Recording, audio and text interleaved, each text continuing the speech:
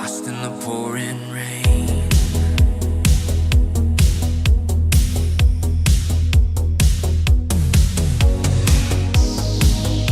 I had a plan, I had a future there beside me.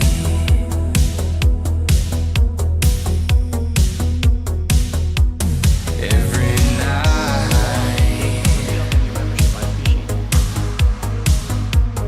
you were there to guide me.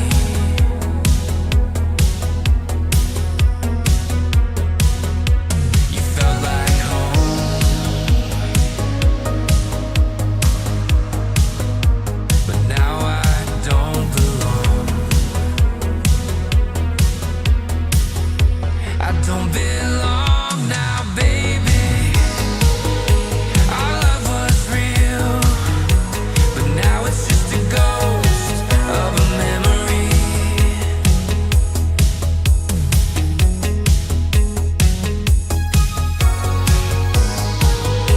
We had our thing, but then you go and cut me so deep.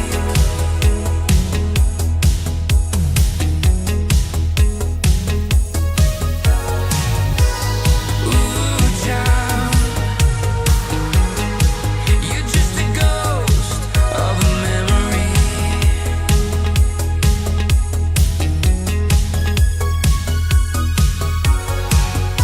You took my heart, you took the better part of me. I don't belong now, baby.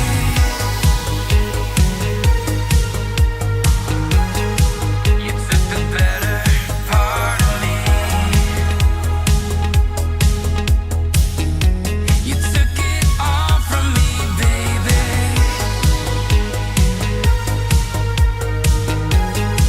You took it all from me.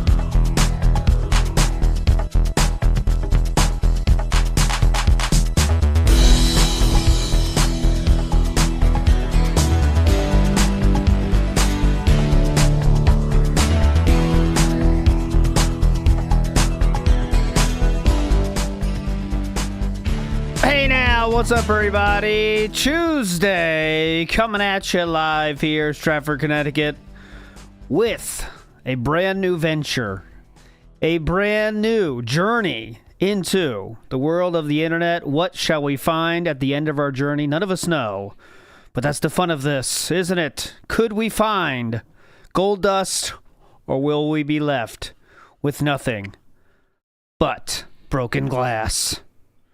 Speaking of glass, let's get to it. I don't know what I was going with that. If you notice, though, speaking of glass, I have added a scroll to the bottom of the screen. I've learned a lot of streamers are doing that, so please check that out. This will help you understand the message of what the show is doing. If it's annoying, let me know, but it'll stay there for a while. I've added a lot of messages there. Please check that out. It's very important. Second. It's a side scroller text. Next, I'd like to play a video for you here, just to get us in the right mood, okay? Just to get us in the right mood. So, almost 3 months ago, on the month known as October 16th, someone said something on their stream about a wrestling show. So, let's see what they said back then. Well, doing the no, ultra Boyd, wide. we've talked about watching wrestling with Phil. Phil no longer watches wrestling, but he's willing to watch wrestling for the podcast. Unfortunately, Phil doesn't know how to Google how to watch wrestling. What a dumb So I've had to explain to Phil how to watch wrestling on like Peacock and Hulu and shit. But it's still hard. Like, it's a battle to hold his hand through the process of subscribing to Peacock and Hulu. So who knows if the fucking wrestling podcast will ever actually happen, but like, I'm trying. Sounds like Phil is very fun to work with, but go ahead. Fuck are you? Well, if Worski just did the classic thing where you don't know what the person you're on the show with said, but you have to say something anyway. So he just does the token. Fuck are you? well, if Yeah, I didn't catch any of that, but that's not a classic LT move. I've never done that. I've never done that once. Provide a video, UnsaltedSkies, of me doing that. I avoid that. That's not true, though, because there is sometimes you have to do it. So here, a little behind-the-scenes show style thing. When you know it's not worth it for the person to explain what they just said, you do have to sometimes break that out. Only on rare occasions. It's an emergency, UnsaltedSkies. Tired of it. All right, last one. Let's keep going here. We're not done talking about that. ever actually happen, but like, I'm trying.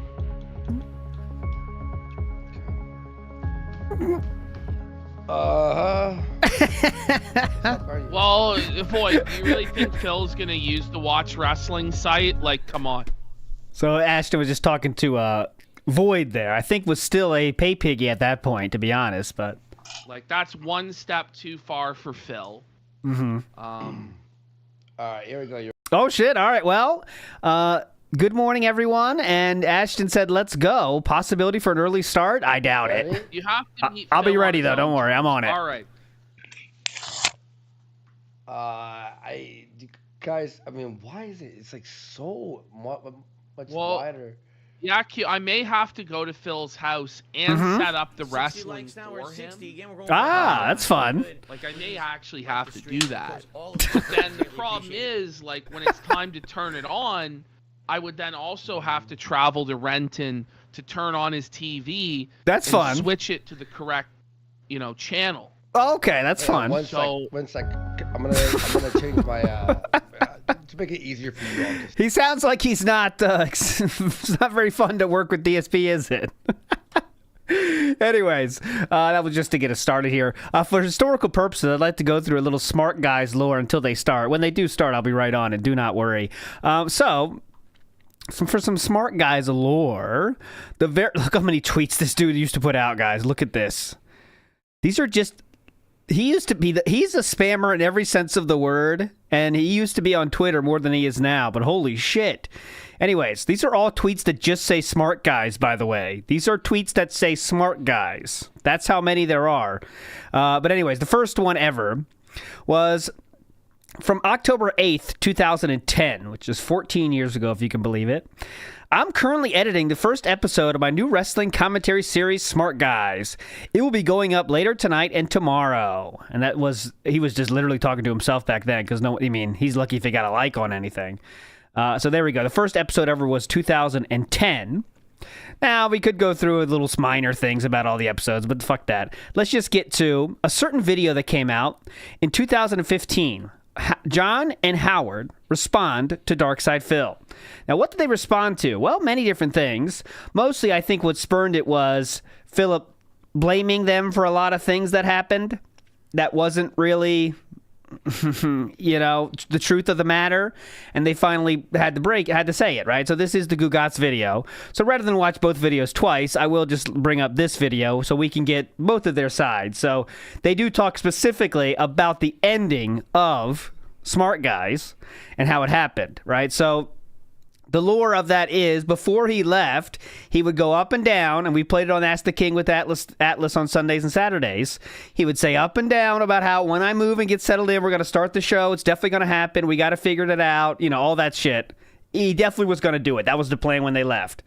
when he left to go to Washington. Now, however, that being said, when he did move to Washington in the end, that didn't happen. So this is that tale told by Rambo, and then we'll get Philip's feedback as well. King Jad has a quick question. Curious, if Casino Casino can't stream on YouTube anymore, and Triple B is on a YouTube live stream, is he technically ban-evading? I mean, technically, but you know how YouTube operates. I'm sure if he's making a new show that's not the other show, they'll probably say, like, who cares? I don't know. Who knows? Possibly, but, you know. You could do a lot of shit on YouTube and not get banned, right? But other things, you can't do a lot and get banned, so who the fuck knows, right? Big ups to Twerk to Spec, who says, a lot of bass in the voice on this new track, ALT. That's not my track, but I did choose that track, called A Ghost of a Memory, in honor of the Schnoz-Man himself, because this is a ghost of a memory. And Philip was very kind to choose the exact same name for the show today that he had with his friend of more than 4 years. And random poster, that could be. Panda said, fuck wrestling, dude. I'm tired of it. Notifox says, found the RGB wrist rest Phil wanted to get. How can I send you a link or pic? On Discord or Twitter are the main options, Notifox. Everything's linked below if you want to send me the link, though. Or the email, of course, which is tbspodcast@proton.me. Okay, let's get to it. Let's get to the story. And Philip's definitely going to be telling the truth during all of this, so you could bet your ass on that. Let's go. That doesn't make him look bad in any way, you know. Well, that's funny. So, anyway, he moves. Yep. What he told me is in a couple weeks, when he's settled, he's going to contact me and we start doing stuff. So, that is a couple true, weeks by the way. go by. He starts contacting me about things. And quite frankly, he's being pushy about it a little bit. I need to, let's do it. When do you want to do it? This weekend? What time this weekend? It's getting really kind of hammering out a date, kind of pressuring. Uh-huh. And I think at one week we even had a date to record something. But I canceled on him. Because I was going through a very difficult period at this point. You said it, Howard. You said it, Rambo. You canceled. I had every intention and desire to do stuff with him at this point. I had basically destroyed myself, Howard, as you know. I talked to you about it.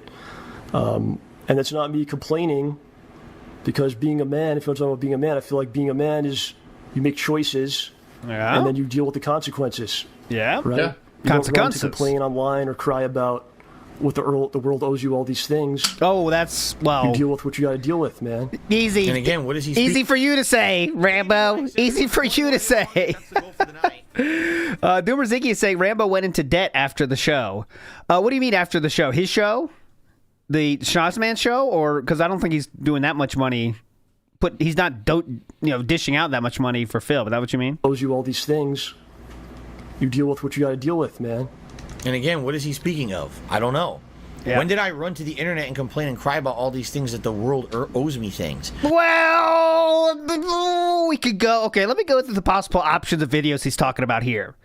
Pre-stream for January 1st, 2018. Pre-stream for January 2nd, 2015. Pre-stream January 3rd, 2015. Pre-stream January 4th, 2015. Pre-stream January 5th, 2015. The 6th was a day off. Pre-stream January 7th, 2015. I mean, I could keep going until we get to the current day. But that's what he's talking about. Oh, Doomer is saying he got into debt on his show. Oh, because he was spending money to produce it and shit? That's interesting. I did not know that lore. But okay, Rambo's in debt. So he rightfully said, hey, dude, I can't do this fucking stupid wrestling show. I don't get money for it anyway. Now, especially, he's not getting shit because he's not going over there. So he's not getting even traveling expenses, I bet. But I don't know if they even hammered that out. Who knows? But let's go. Let's go. Take a look back and tell me moments where I insulted Rambo and said that. He did not bring it up like it was him. But, okay, by the way, there is videos where he did insult Rambo, but go ahead. People would ask me constantly, where's Rambo? Didn't Rambo say he was going to be in your stuff? Have you talked to Rambo? And I was trying to talk to John at the time, and he was... I was messaging him every day. I would get drunk on gin and message him 20 times a day. Basically trying to talk to me as much as he could, but you could tell that the guy was hurt. You definitely could. I'm not going to reveal anything private that we talked about, because there's a few private things that we did discuss via text. But I knew that Schnoz-Man a hole punch had basically put him in a really bad way. Okay, there you go. Time he put into it, Basically, had overexerted himself. He said so as much on the Well, internet. he didn't say the overexerted himself, but you said that part, so now we get it fully. Already. Okay, I see you. Okay, Nota Fox, I did get the email. Here we go. Oh, why didn't Philip get these? Come on. He's got to get these. Horns X1. RGB wrist rests. You can't live without those. You lose money by not having those right now. It's a limited time deal. Holy shit. By the way, isn't Amazon being douchebags? Now every single thing has a limited time deal, doesn't it? Don't think I don't see you, Zuckerberg. Zuck.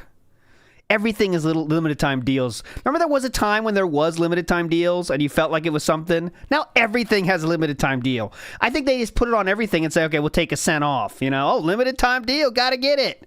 That's not Zuckerberg, is it? Fucking Bezos. Fuck you. I get my billionaires mixed up. I do not care. I'm heated. And people were constantly pinging me, where's John? Why isn't he in your content? And I'd be like, he just said he can't do it now. We'll do it later. We got plans. We're excited. We're going to do it in the future. And it was just basically delay after delay after delay. It wasn't like, oh, he canceled once, he canceled twice, he delayed. It was just endless. Yeah. Oh, no, I swear we will do it. No, I swear we will do it. Okay, this is another case of Philip not reading the room, right? So Rambo, as you know, is a very soft-spoken character. Seems like he probably doesn't like confrontation. As you can see from this fucking video, he doesn't like confrontation, right? And he tries to go about things in the least confrontational way possible, right? We all know people like this in our life. And he probably said it as clear as he can fucking say it. And John could have said that, right? John could have been more direct, but it doesn't seem like he's that kind of guy. and he got, all right, Phil, yeah, not sure about this weekend. And Phil's like, 2 seconds later, hey, John, what about the next day? I don't know about that, man. We'll see. All right, how about the next day? I don't know, man. I'll get back to you. You can see what is going on here, in my estimation. Okay.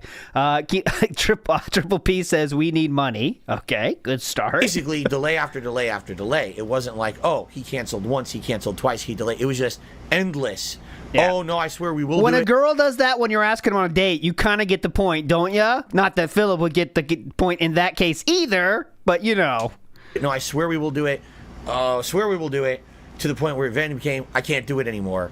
Basically, don't bother me about it.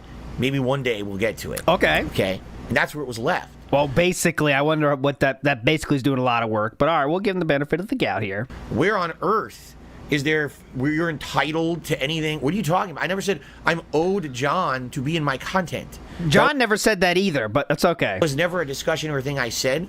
But here's what's going on. The entire time that I've moved now, you have this big mysterious circle of friends behind the We'll get it if that is you, but scenes who are basically, as I said, we're watching the origin story of the guy you made Phil break up with. Poisoning the well. Oh, Phil's a scumbag. Phil owes everyone money. Why'd you make Phil break up with his boyfriend? Come on. We're watching it now. Phil did this. Phil did that. Phil publicized the death of a friend, and Phil did this and that. Man, John, you don't want to be doing stuff with Phil. You don't want to be associated with that. Look at all the negativity on the internet about him now. Right. He's getting. This is how you don't plays out the ass. He's getting this. He's getting that happening to him. Oh yeah, John, you can't work with Phil. He's getting this. How you don't plays made about him. Watch out. Right. This definitely happened. John, I know you're doing the wrestling show, but have you seen this is how you don't play? You don't want to work with him. Trust me. Deal with Phil anymore.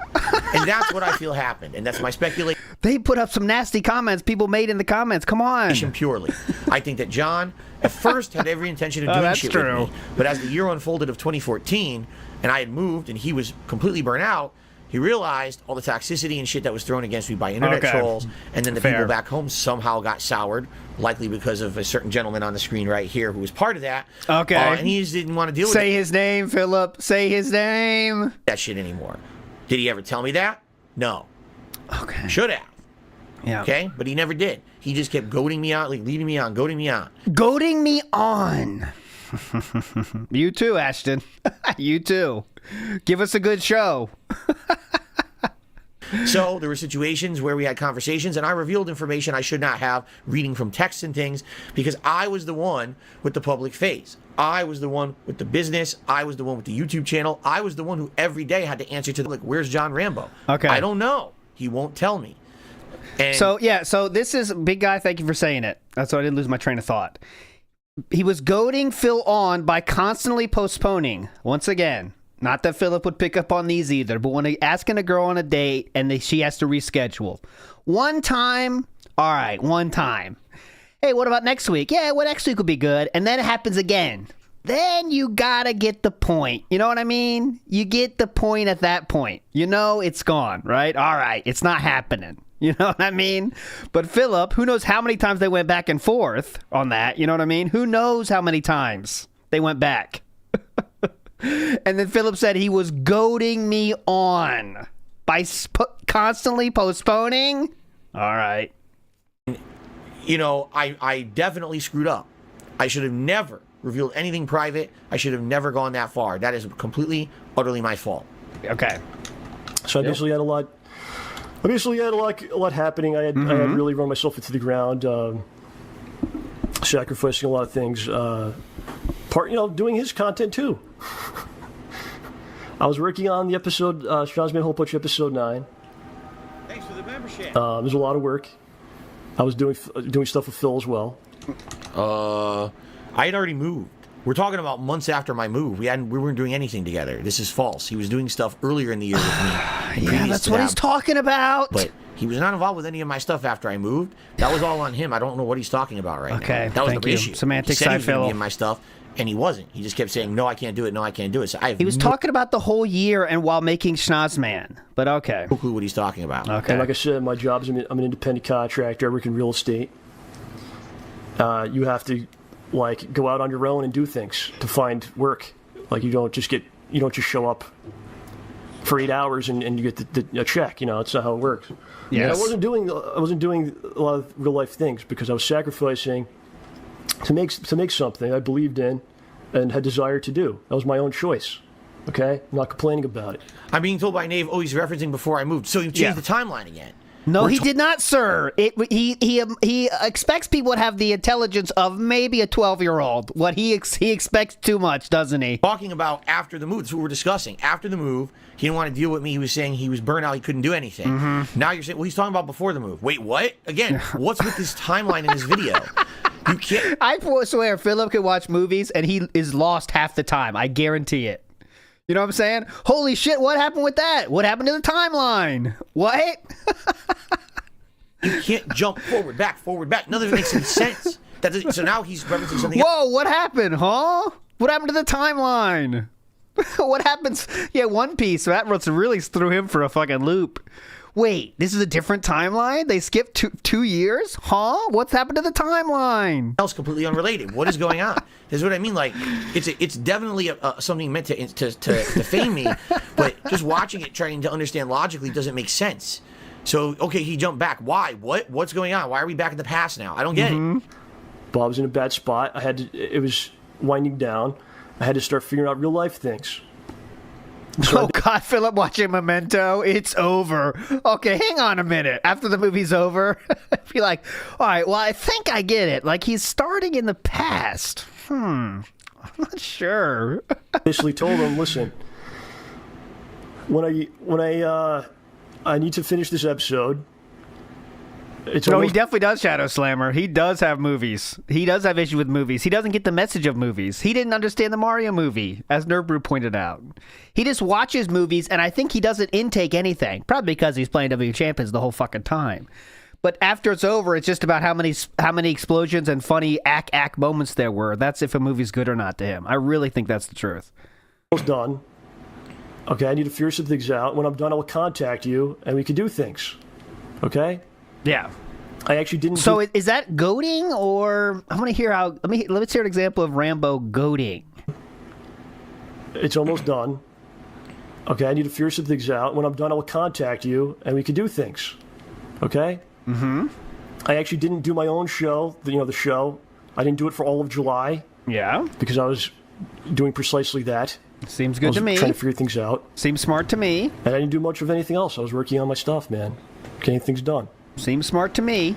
So I'm finally done with the episode in August. August 13th, it comes out, which is a Wednesday. And I'm pretty burnt. I immediately decide I'm going to go on a vacation for a couple days. So I go to Twitter, and I say, thanks for everyone for watching the episode. I'm going into the woods for a while. I'll be back soon. Seems good to I me. went to Bear Mountain, Howard. Have you ever been? Yes, I have. You have? Yes, I have. So I went to Bear Mountain. I camped out in the woods. Oh, that Philip went there too many years later. Wanna make love to this bear? I unplugged everything. There's no phone. There's nothing. Okay? Kind of like detox, man. Staring at a computer screen for, at that point, a long time. Wow. I never knew about this. I did this again this year. I do this every year now. Okay. I think about doing that too someday. Wouldn't that be kind of interesting? Just no computer for a month, right? Just say, I mean, it'd be hard with work and stuff, but like, pretend you could take a month off and say no computer for a month. I don't know if I make it. Sad as that is, but I try it. Maybe you should start with like a week. You know what I mean? Try it like a week, not a month. That's pretty hard. So I didn't put a message. I didn't contact him and say, "Oh, the episode's up," because, like I said, there was an agreement that we talked about where I said, when I'm ready to do stuff, I will let you know. It should be soon. But the episode comes out. I put on Twitter. I'm going away. John, could you please say something that I can respond to? Getting bored here. Getting bored here. Stuff. I will let you know. It should be soon. But the episode comes out. I put on Twitter. I'm going away. Getting bored here, John. While I'm gone, he notices the episode comes out. So while I'm away, he starts throwing me messages again. Oh. I'm not around to respond to them. Throwing me messages because Philip said, "Oh, look, the show came out. Now's my chance. Hey, John, just noticed you were posting shit. Any updates, brother?" So that weekend, he makes a video, one of his videos that he puts out. He says, "I've been trying to reach John, but he won't respond to me." That's the rough plan for this week. Now you may be saying, what's going on this weekend, Phil? Because you've been dragging us along every week. What's going on with John Rambo and with Smark, guys? This new show that you guys were going to do. We'd really be interested to know what's going on and is it going to return. In particular, right now as I stream and film this video, SummerSlam is on television. And as you can see, I'm not watching it, right? So people might be saying, gee, what's going on with pro wrestling? What's going on with Smark, guys? So this is exactly what was happening is... John kept telling me he's going to do stuff with me. So I told my audience, He kept delaying it endlessly, and you didn't get the hint. And he literally went to a mountain to take a fucking break from everything. But keep egging him on. Keep begging him to come on. Really nice thing to do. Thing is, John kept telling me he's going to do stuff with me. So I told my audience, John says he's going to do stuff. We'll do it eventually. I'll let you know when we have details. Yeah, and then, similar to what Kat did with the co-op play with you. You didn't get the hit in that case either, but he's trying to pull that shit to his audience about Kat not coming on the stream. She really wants to be on, guys. It'll happen someday. John would not talk to me or not respond or not want to talk about it, all right? And so then my audience says, what's going on? There's a big wrestling event coming up. Are you guys going to do Smart Guys? I don't know. John hasn't contacted me or said anything, so I'm assuming no. But this was just an ongoing thing. It was just month after month. It was, we're going to do it. Oh, time passes, hasn't happened. Oh, sorry about that, Phil. We'll do it in the future when I'm ready. Maybe 2 weeks. 2 weeks passes. Oh, doesn't happen yet.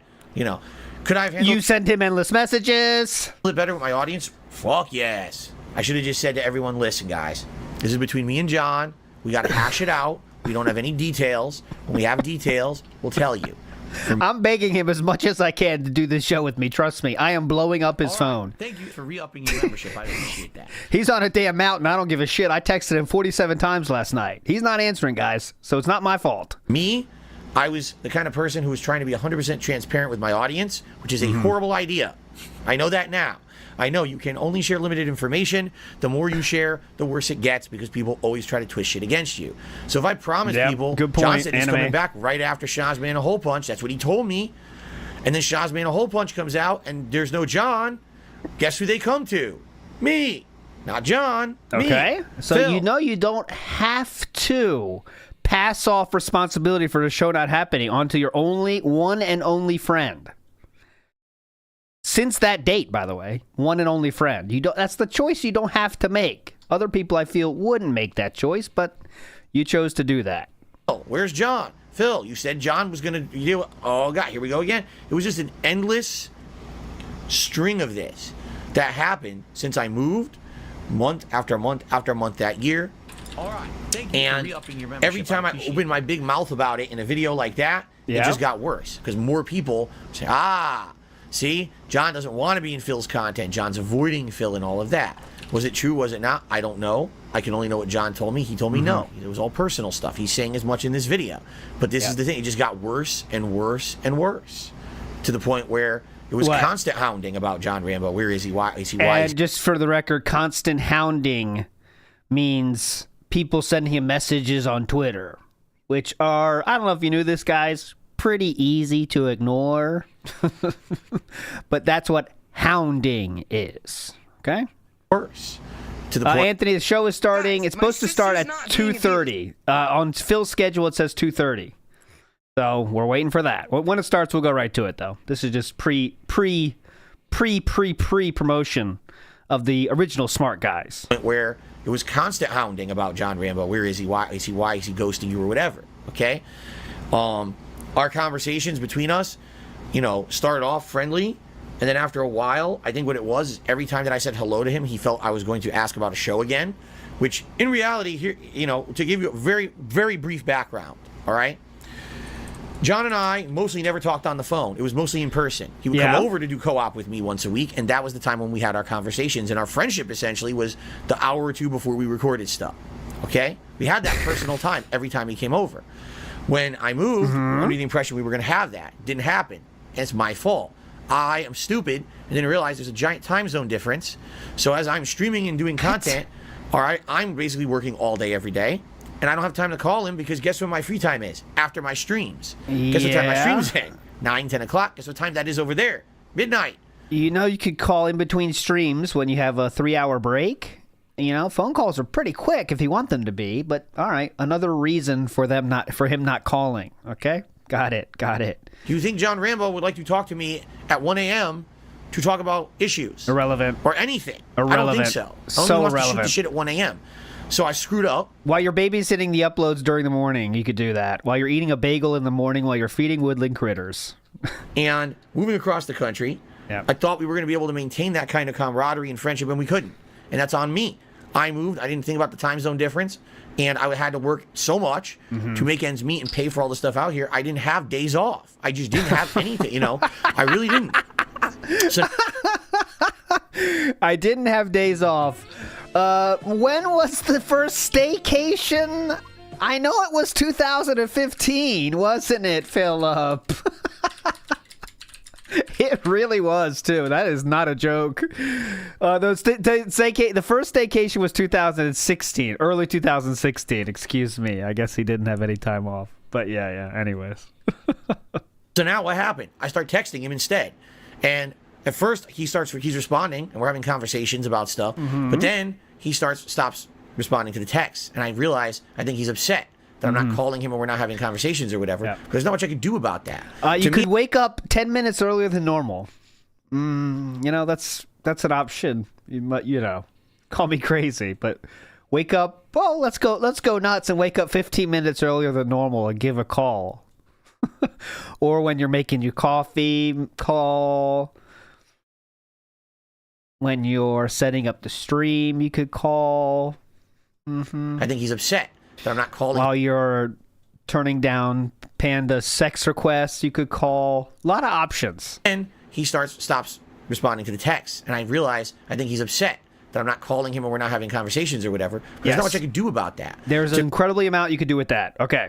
Me at the time, I was like, dude, what is this guy's problem with texting? Like, texting is cool because you can respond whenever you have a free moment. Big up to Doomer I didn't even know Ziggy. when I was gonna... Doomer Ziggy just shared this from John's Twitter, what's no longer open now. But this is what John said on. There's no date on this because this is how Doomer Ziggy got it. But this is from John's Twitter himself. The phone lines are open, and I want to check the wording on that. The phone lines are open. That means I'm tired of your fucking texts, but the phone lines are open, right? And you choosing not to call me, which is a friend. It's not some fucking douchebag company that you don't want to talk to on the phone. It's a friend. FRIEEENNDD. And you couldn't make 10 minutes to call. All right. Very cool. You really value that friendship. I mean, that much is clear right now. Texting is cool because you can respond whenever you have a free moment. A lot of the times, I didn't even know when I was going to have a free moment during the day. But John was always under the impression I was going to call him and have these long, drawn-out verbal conversations, which was what we would do normally when we had those 2 hours before we filmed. So, in actuality, if everything had gone according to plan, and we did actually start making content when John had said we originally were going to, we're going to get on a Skype call and we're going to do Smark, guys. Well, the first hour we would just... Okay, big ups Doomersy again. We got more proof of this behavior from this very well-adjusted social individual. Don't Blow This is Howard's Twitter for that channel they had where they did Street Fighter stuff. Don't think anyone would be upset with this vid. It's not going to be an attack video at all. I'm not angry in the least. Howard says, just as I predicted, you're falling into the trap set by everyone egging you on. If you want to talk, call. Doesn't want to call that much, Howard. He doesn't like you that much, Howard. No worries, this video isn't from being egged on. You have no idea how much you hurt me, man. Just like this very tweet does.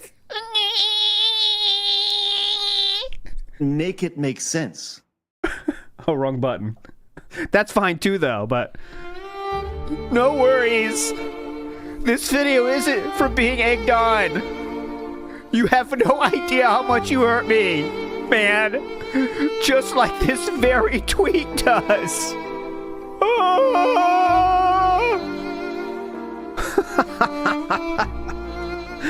Again, he just wants you to believe that there was nothing he could do.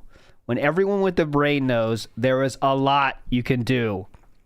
A lot you can do if you need to talk to a friend on the phone. My sister's face is beautiful. Again, a friend on the phone. Not a random person you don't know or want to talk to. Okay, real quick, another thing for the forums. They said they made the video because they got tired of you throwing all the blame on them every episode of Ask the King when you'd be asked about collabs with them and why you don't talk to them as much. They said that because you do that every time you do, your fans attack them on Twitter and Facebook saying all kinds of nasty shit. I'm going to leave it at this. They're full of shit. I've never thrown a blame on anyone. I simply spoke the facts of the situation for what I know on my side of the fence. The attacks they got on social media were from upset fans who wanted to know why they weren't appearing in my stuff or even talking to me anymore. They act like I was to blame, when in reality, they were the ones being dishonest for 1.5 years. Never admitting anything was wrong, even though I outright asked them. That dishonesty and unwillingness to even admit there was a problem, which is the real issue here, ballooned into a cloud of drama that they themselves created. I certainly never harped on them not showing up in my stuff anymore. I'd be completely understanding. Even trying to explain that John was super busy with his own projects and the like. I literally defended the guy for 1.5 years. But from his perspective, I apparently attacked him constantly. It's pretty nuts. I completely moved on by the time they made that video last year, but apparently my honesty was an attack on them from their perspective. In reality, it was their own passive-aggressive behavior that put them where they were, and still are. Holy shit! No, what? We gotta get some wrestling sounds from the crowd in here. What? Asshole! Asshole! Asshole! I couldn't make them all be honest with me! So everything in that video is pure bullshit! Because if someone doesn't know there's a problem, because you don't tell them, and then you hide it when they ask, then the problem isn't a valid one. Period. Asshole! Asshole! Asshole! Well, you should have called them. There would be zero benefit for doing that. Oh, now we're saying there would have been no benefit for doing that. Before you said there was no way you could do that. But that story has changed in the past. You used to say that there would be no benefit for doing that. After they made that video, I realized that nothing I did was ever going to repair the problems that I didn't even know existed. And quite frankly, I wouldn't say a single word to them before they apologized to me. Considering it's been a year since that video was released, it's pretty obvious neither of them give a damn. I don't either. I moved on. Whatever happened about that Final Fantasy whatever cast with that invite that you got from Limb Break Radio? Just wondering. Turns out, okay, that's nothing. Let me say it again. I shouldn't have read that last part. It's pretty obvious neither of them give a damn. I don't either. And I moved on. No,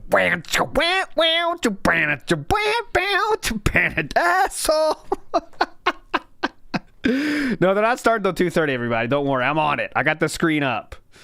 But that was what Philip said back in the day, right? That was his takes from the back in the day. Now we're getting the current take with all the years in between to straighten up the story. But little does Philip know, it's not making him look any better. You know what I mean? But next up, more from the IRC chat. Holy shit. I love the internet. Okay, Darkseid feels Darkseid feels a scrubby piece of shit. Says Dark Knight, go fuck yourself. Well, that's pretty standard. Okay. I think I must specify DSP is a shitlord. Seriously, do not watch this cunt. I believe that's a British style reference. I don't use that in any other way, but a British style derogatory term. Go look up a video about when his best friend John Rambo called him out. Ooh, Philip responds with, I also like the shit they make up. Okay. His best friend called him out. When was John my best friend? We were Street Fighter colleagues and friends who gamed together. But we weren't lifelong companions or anything like that. Insane exaggerations to try and make themselves sound legit. It's just so stupid. LOL. Now Philip downplaying their friendship years later because he didn't want to get hurt.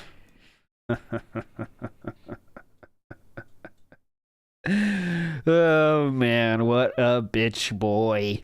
Okay, let's get back to the modern story. Big ups Doomer Ziggy for send me those things. You are a fucking legend, dude. All right, let's go.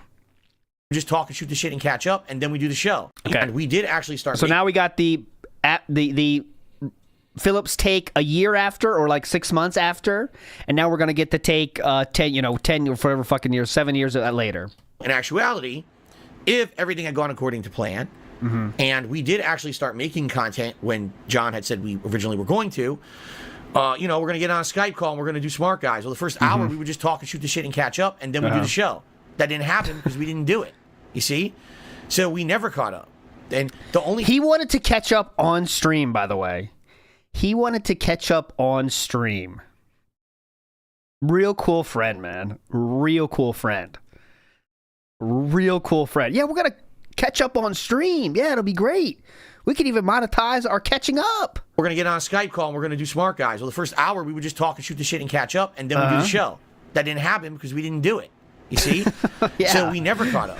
And the only time that I really had time for shit like that, even beforehand, when I was in Connecticut, was when I made time because John was coming over to do a day with me, a day of co-op, and then we would have our friendship. All right? This is...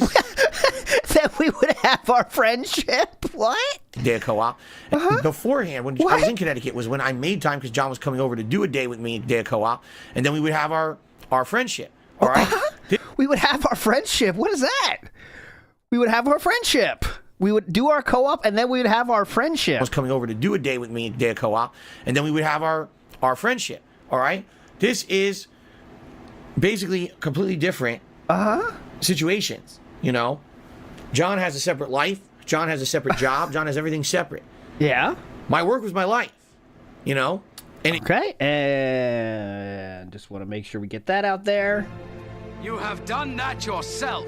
Go ahead. Even more so, when I moved across the country, I screwed everything up because I was overextended. I spent too much money and I had to work so much, I had no free time besides late at night. Okay. You have done that yourself. Okay, and also you could wake up 10 minutes early and call him. So That was the end of time to talk to John Rambo besides texting. So he hated the texting. I know for a fact. He mentions it. He's, why couldn't he just call me? Because all I could do was text. That is not true, unfortunately. The only time I had free was late at night because I was working all day. And that's my fault. Again, that's not true. My fault. But that's what happened. And so what you're saying literally to John right now, even in current day, is saying, I couldn't wake up 10 minutes earlier to give you a call because I didn't care about you that much. That's what you're saying. Legitimately. That's what you're saying. I'm not exaggerating that. You're telling John, hey, waking up 15 minutes early? Nah, not that important, man. I'm just being honest. Come on. I got streams to do. We can have our friendship at 3 p.m. on Sunday.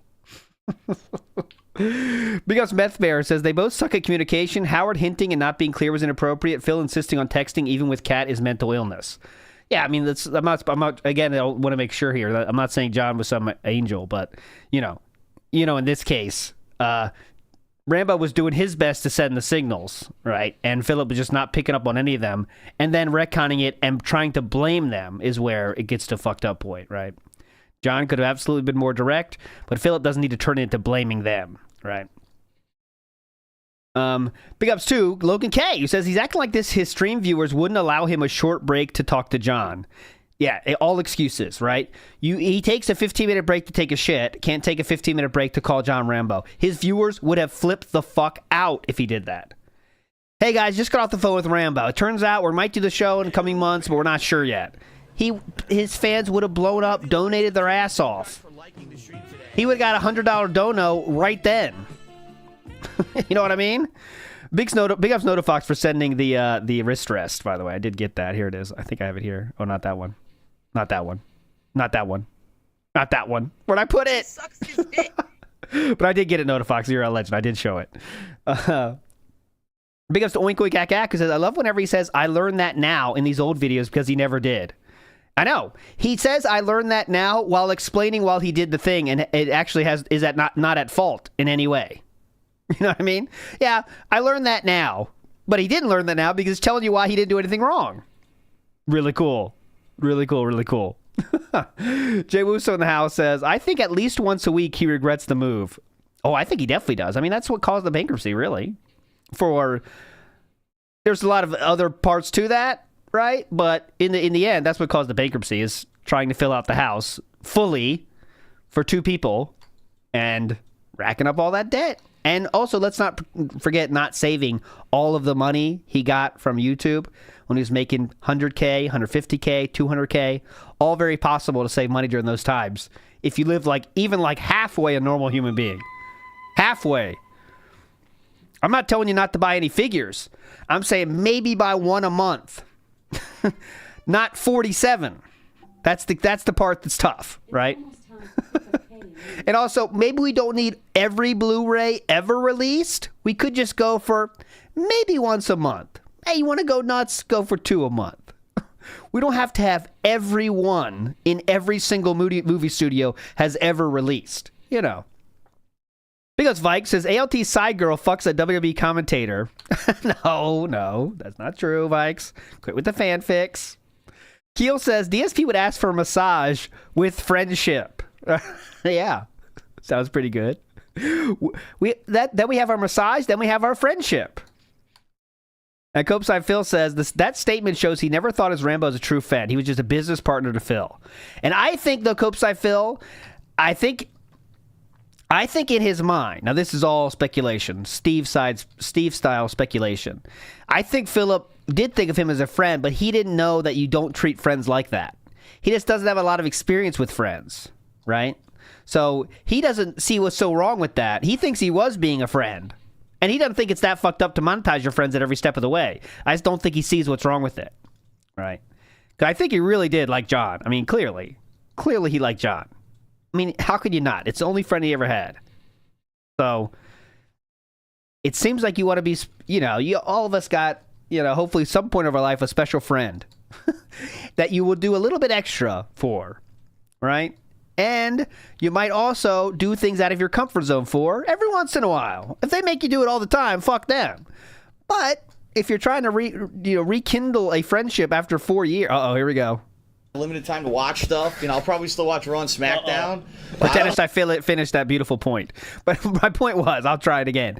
If you're trying to rekindle a friendship of 4 years and try to do a show together, you might get out of your comfort zone for maybe 10 minutes. But here we go. Speaking of the devil. I'm going to be completely honest with everyone. After I move, I'm going to have limited time to watch stuff. I'll probably still watch Raw and SmackDown. But I don't know, man. This might not make the cut if they don't spruce up. You know what I mean? There's more than enough wrestling that I watch and I enjoy that I don't need watching stuff that pisses me off. No, it's true. Makes me upset or freaking, you know what I'm talking about. It's a fair point. When you see like a show, because when you love wrestling, you watch it and you see something it actually hurts you. It's like, it makes you sad. 10 years later.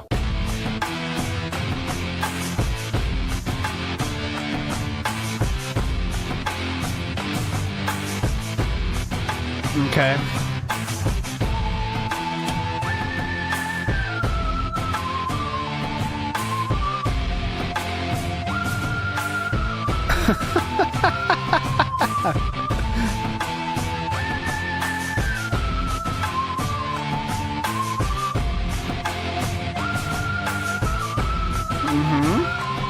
All right. Can we get to it? Or okay. Wow. What is going on, everyone? Ladies and gentlemen, welcome to the Smark Guys Revival. Here we Live go. here on DSP Reacts on YouTube and also on DSP Gaming Reel on Kick. Whew, that was a long 10 years. Ladies and gentlemen. Whoa. Wait a minute, Phil. I thought we were calling the show Benoit Boys. I thought we were calling it Benoit Boys. You were telling Oh, he's going to get wailed out, by the way. So there's Perry the White already. Total PP victory. me how Benoit was your favorite wrestler. You had all these theories that it was actually Kevin Sullivan who killed Nancy. We were gonna do it.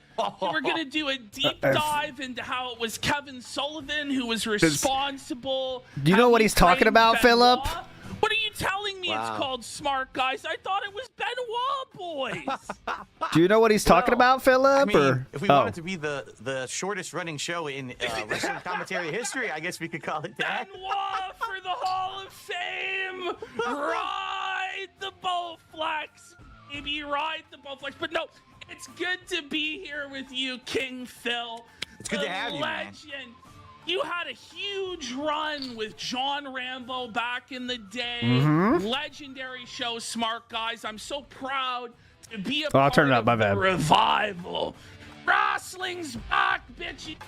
It's on Netflix. Yeah, it is. And it's Philip's setup is fucking up his audio. It's cutting out the end of the words. cool again. At least if you're 400 pounds and autistic, dented like me, then Ooh, Dent. you love Shout out. wrestling. It's back and it's All right, so I'm gonna be doing a soft sneak discounter. I will put that at 1. He did say dented. I mean, that's for us, right? So I'll say that's 1 on the sneak discounter. The dented mention. dented like me, then you love wrestling. It's back and it's cool. Guys, it's going to be a great show today. And already big support. Yes. Harry the White for 50 Great British pounds. Let's go. Fuck Thank you. yeah, Perry. And Ives for $4.99 saying total PPP victory. Let's fucking Big ups, go. Lefty. Now, Phil, it's been a while since you've watched wrestling. You quit during the fucking scamdemic era, Yeah. Underdome era.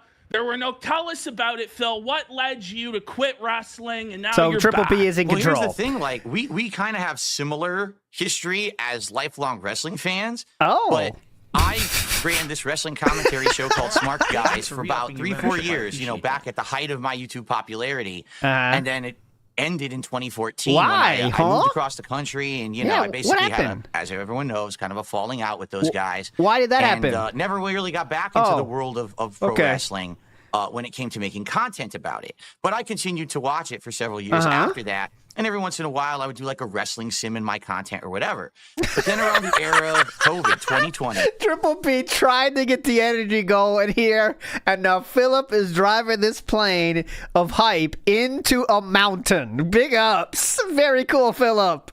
Hear that screeching halt? That's the hype of the show. When WWE had to do these empty arena shows. I gotta get a brake sound. Like terrain. Broke the camel's back for me because terrain. Up to then, Pull I already up. kind of felt like Pull really up. burnt out. You know, at that point, it was like, if you want to be up on pro wrestling, you've got to watch so many shows. You got to watch Raw. You got to watch SmackDown. You got to watch NXT. But wait, on WWE Network, they have the Cruiserweight show. Triple P's, check it out. The Mae Young Classic and this. But wait, what about the competition? What about, is Impact still going? What about New Japan?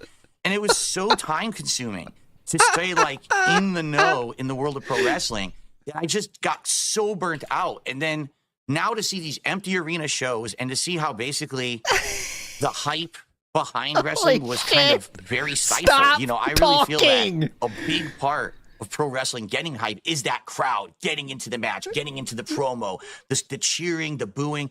And when it all went away, it just felt so empty and boring. And I was like, I'm either going to keep watching and be disappointed or I'm going to cut it. So I cut it cold turkey.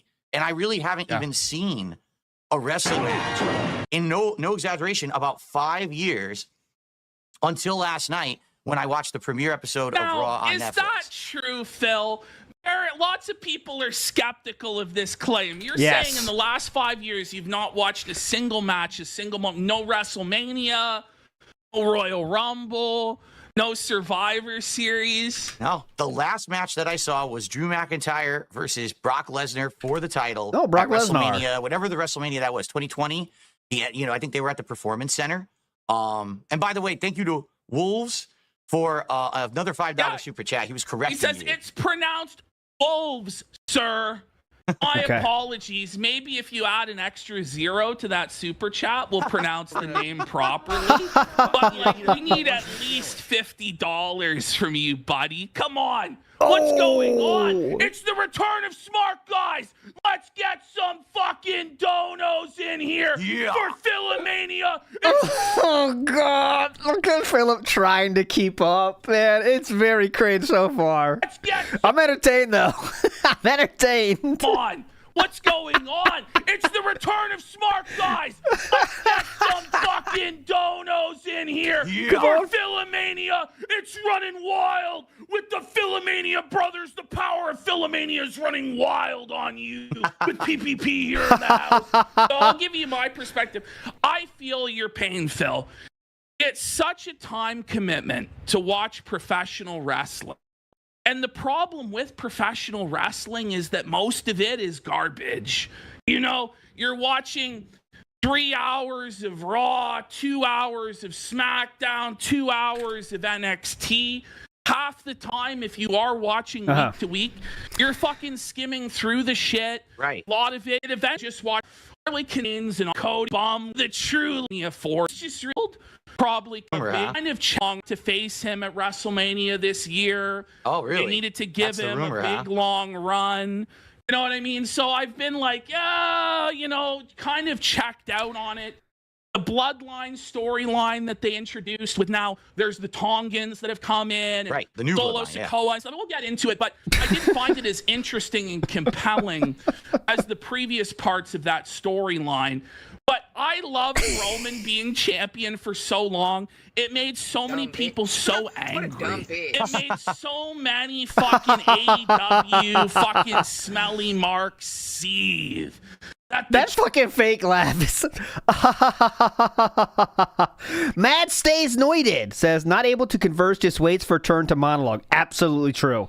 One of Philip's least held skills on that fucking skill slider of life is banter. He has no idea what to do in banter. He cannot do it. Oh, it's my turn to talk now? Here comes the pre-stream. Chris Dorner Respecter says, didn't Piggy say detractors ruined wrestling for him with their W Champions conspiracy theory, which turned out to be true? Yes, we did ruin it, but now it's okay because he's owning the meme, Chris Dorner Respecter. Big ups. Grimner says, gagging for skip juice here. This is difficult. All right, I got it. Don't worry. I'll be using the skip juice when they get really into it. Tribal chief Roman Reigns was champion for like 4 years. Yeah, and right. I was sure they were going to bury Cody at WrestleMania 40 and let Roman be champion to beat Bruno Sammartino's record, but never fucking happened. So I have I've been paying attention to what's been going on, but I mostly have just been watching like the monthly pay-per-views and recaps and stuff like that. But when I heard Raw was going to Netflix, there's been a lot of hype about this. Right. You know what I mean? People have been saying, it's going to be the Attitude Era again. It's not going to be PG. It's going to be badass as fuck. It's going to be a new boom period. Right, a big reboot. Yeah, big reboot. They were reboot. like, well, it's still going to be PG. It's still going to be family friendly. I'm like, fuck.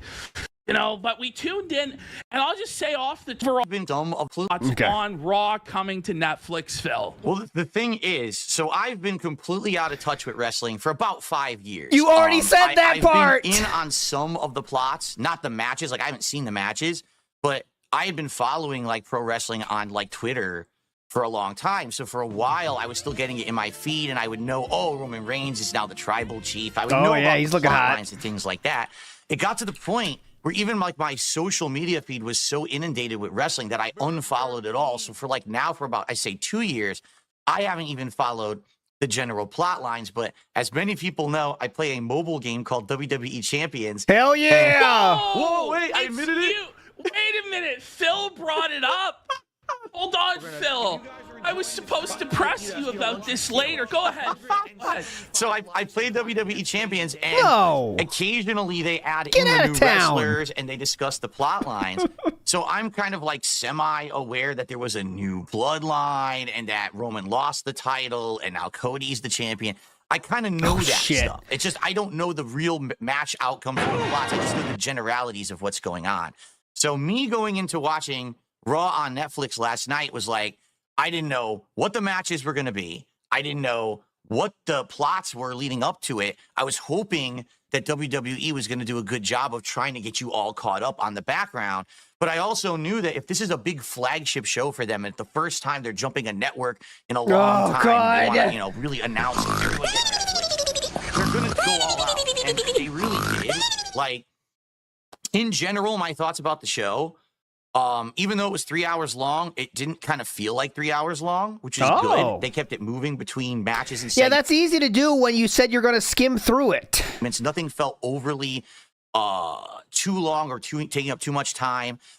It was a mix of old and new. Like, if you're someone who hasn't seen wrestling in a very... Dude, Philippe, I got 1 minute of skip juice left. I'll get a little more here, but I can't go much faster. We're almost there. Grimner in the house says, also, what's with the headphones making a comeback? He did talk about that yesterday. He wasn't sure how he's going to set up the audio, but I guess he came to the conclusion that he will do headphones at the risk of ear infection. Please, tip. Shadow Slammer in the house says, hey, bub. I that big bub on the left side of screen. He wrestled too, DSP. He very big bub like X-Man. Bub. Thank you so much, Shadow Slammer. Hope you're doing well. Hope you like the wrestling talk. I think you do like wrestling talk, Shadow Slammer. As I speak to you like you actually are Jade, which is weird. Swaggy Davis Jr. says, this is horribly cringe and I love it. Yeah, I'm in so far. I just got to, Triple P is in control of how entertaining this gets. Let's see. Very long time. Fuck the real questions. Who gives a fuck about what actually is happening? You're going to recognize faces that they've got coming. Definitely. To wrestling in a very long time. You will definitely recognize the faces that Gay got coming. To recognize faces that they've got coming. Definitely. To try to get that nostalgia factor. At the same time, if you like the modern product, there was a lot of that. There were 4 big matches from the modern superstars. And in general, I think the production quality, I was shocked. Now, I don't know if all WWE actually looks like this or not at this point, because I haven't seen a match in 5 years. But that, to me, didn't you watch yesterday? Like the level of production of like a WrestleMania. Like, it was big. The camera shots, the background, the giant screens. And it was the first show on Netflix ever. Don't you think they're going to go fucking all out for that? I'm just talking from production standpoint here. The first show ever on Netflix. Don't you think they're going to go all out? All right, why am I talking? Everything. I felt like I was watching the biggest event of the year for pro wrestling. You think? I don't know if they're going to be able to hold that level of production quality definitely not. Every year or every week I'll hold moving it. forward. I'll hold something. That was a pretty darn good way to start it, especially if you're introducing it to a new audience. I'm holding who hasn't myself. seen wrestling in a long time. They're going to look at this as like, wow, it's like a spectacle, as opposed to just if they had done like a normal Raw from back in the day, it probably wouldn't have had anywhere that level of effect. Okay.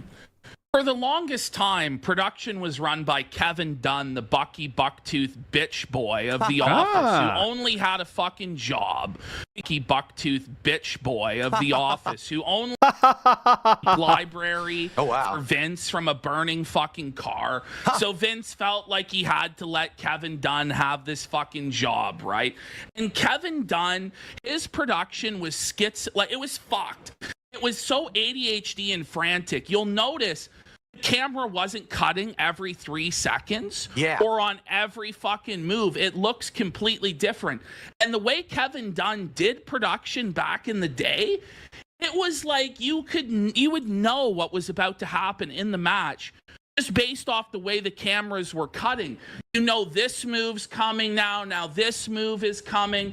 Now it's more like his return at the Royal presentation. Wasn't it infamous that Kevin Dunn completely botched Edge's return at the Royal Rumble, where Edge was coming out and the camera cut away and like, what the fuck are you doing? Go back! You fucking you know a lot, huh? It's supposed to be the giant, return of a superstar who we never thought would wrestle again, and how do you botch that? And YouTube Prisoner brings it up that Kevin Dunn was one of Vince's stooges.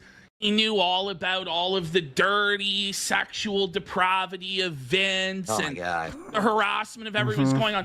But the truth is about Vince, because there was no mention of Vince McMahon at all on this show. That's right. Not in the intro Definitely. package, no credit to him whatsoever. Why would they want to bring him up? The only McMahon family member we saw on this entire broadcast was Stephanie. And she's the best one, in my opinion. Big Us BR Joe says, I thought you were gaslighting us about the mic quality, but compared against Triple P, it's quite noticeable. Yeah, when he's up against a real mic, well, someone using their mic correctly, you could hear it even worse than before.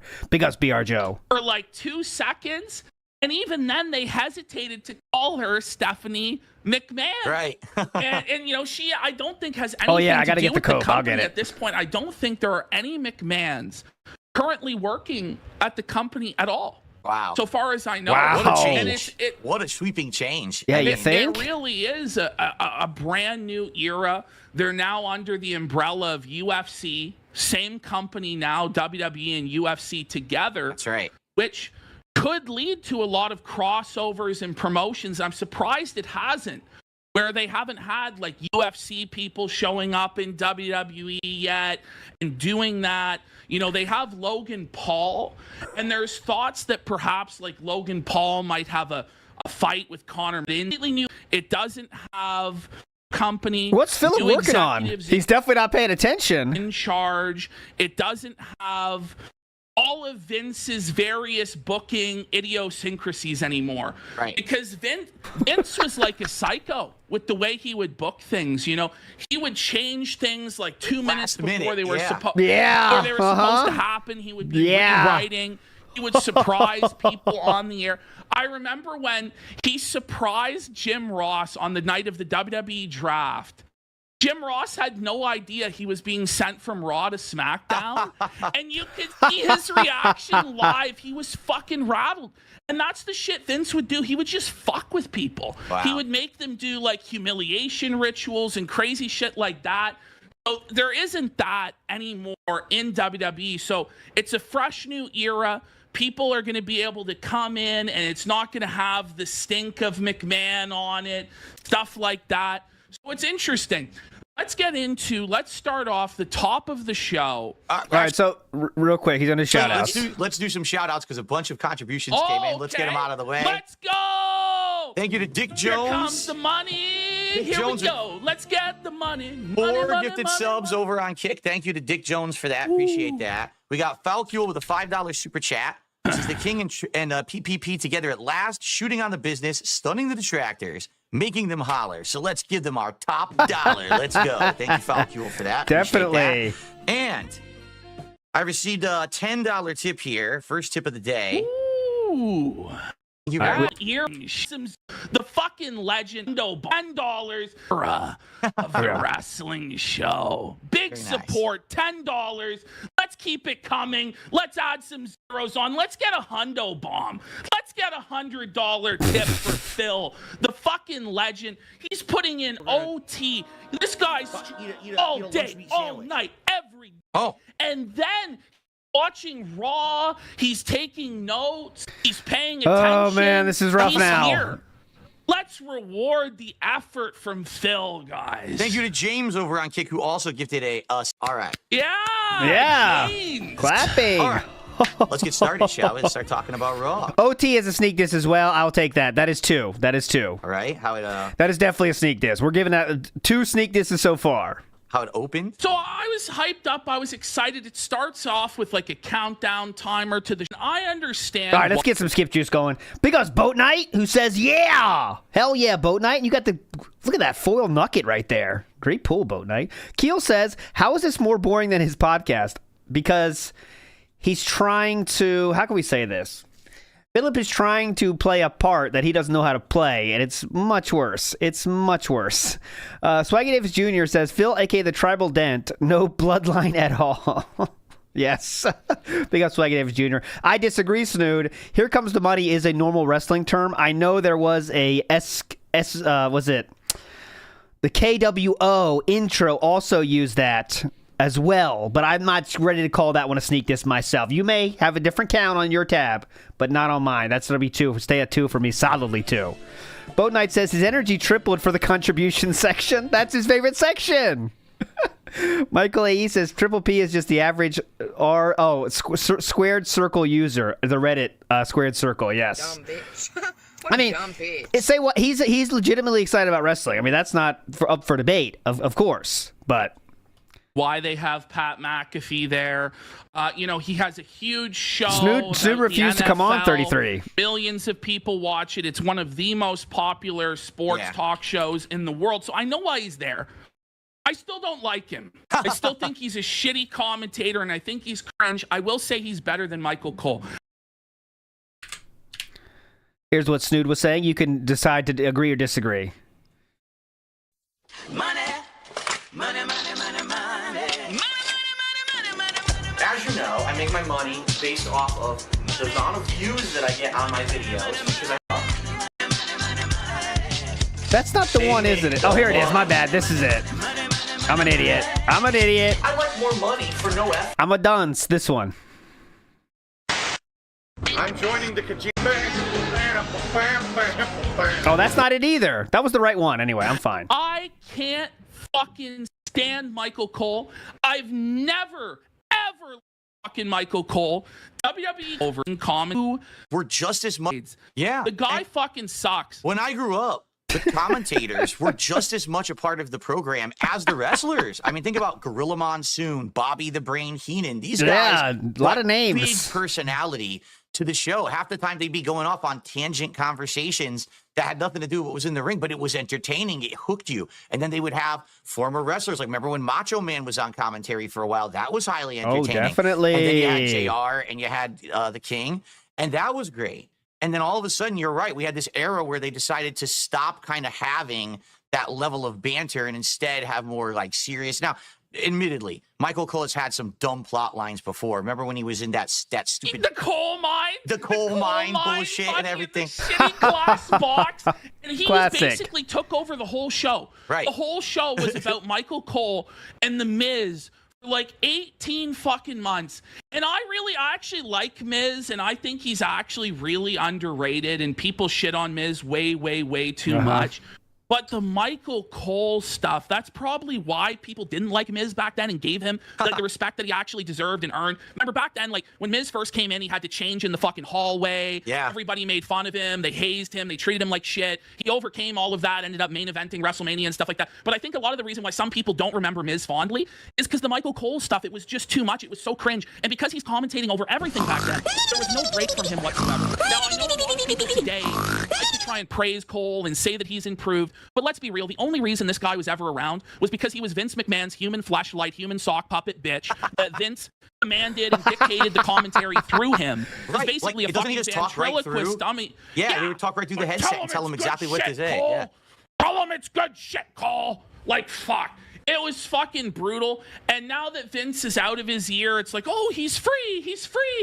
But he's still free to fucking suck. So it was like, I just wish we could get some commentators. I watched Saturday night's main event, Oh, by the way, Kino Casino is not streaming this, as some were thinking it could have happened like a dual stream style thing, but that is not happening right now. On Kick, Philip, it has 69 viewers. Now, you didn't see it, I'll but bring it up, though. WWE was actually on NBC when they brought back the old Saturday Night Main Event branding.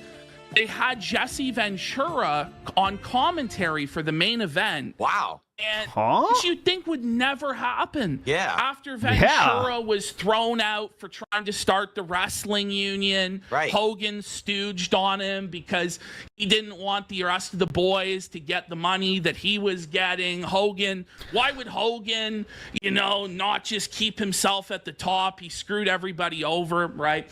But definitely, they brought man, Ventura this sucks. back, and he was great on commentary. It was just such a refreshing thing to hear somebody who wasn't such a sock puppet stooge bum on commentary. And I wish that they could get better commentators. So that was one thing where I'm like, I'm hyped for the new era. But Dennis is like, this kind of sucks. These guys are still here, right? And they're showing like the lobby of the Intuit Dome. I wish that it had just immediately cut to Triple H in the ring and the video package. I didn't like it. Just kind of sucked the wind out of me initially to see the lobby. But they're in the Intuit Dome. Brand new multi-billion-dollar facility of the Los Angeles Clippers. This building is beautiful. Yeah. Oh my God! Any takes? Venue. It was shot and set up spectacularly. It's LA. All the celebrities were there. It was a great staging ground for it. But we start off with this video package on screen, and this is going to be very divisive because the Cornette type fans who believe in maintaining the sanctity of kayfabe and we need to try and present this as real, and we can't remind the audience it's fake. Cornette's going to have a fucking stroke about this shit on the podcast today. He might honestly keel over after his third Baconator and die, and Brian Last will be out of a fucking job. Trust fund. Oh my God! All right, well, we're in it now, aren't we? Matthew Vachin says, "I want to hear Phil's reaction to the female wrestlers." I saw on Twitter. Yes, I'm interested in those reaction as well. I might have a reaction myself later, Matthew, if you know what I'm saying. There were some good reactions to be had from the female wrestlers. Let's see what he does say, because Triple P won't be scared to say they look fucking hot. Let's see what Philip says in response to that. That could be interesting. Iwamoto says, "Will his word count exceed his tips at the end?" Not so far. Not so far. Dist Optimist says, "Joey Styles is the best commentator ever." This might be controversial, but Vince, I'm not a big wrestling dude, but I remember watching Vince like old shit, and he was pretty hype. Vince. I mean, remove the artist from the art, you know what I'm saying, from his crimes, but he was pretty hype back in the day. But I don't have a favorite. I like the guy, the King, Jerry the King Lawler. He was funny. Bum that he fucking is. They immediately start talking about storytelling, right? And they're talking about heel versus face. And basically what we know, people who have watched pro wrestling for a long time, is that it really is about stories. It's not necessarily about it being really an athletic challenge where there's a real winner and loser, but it's about the stories. It's almost like an adult soap opera with athleticism also paired in with it. And to see them kind of publicly admit that as the first thing they did when premiering on a new venue like Netflix was shocking. Like, I wasn't expecting that. I thought maybe they would just be showing a montage of some of the greatest moments. Is it good or bad, Philip? Talking about the storytelling like they did.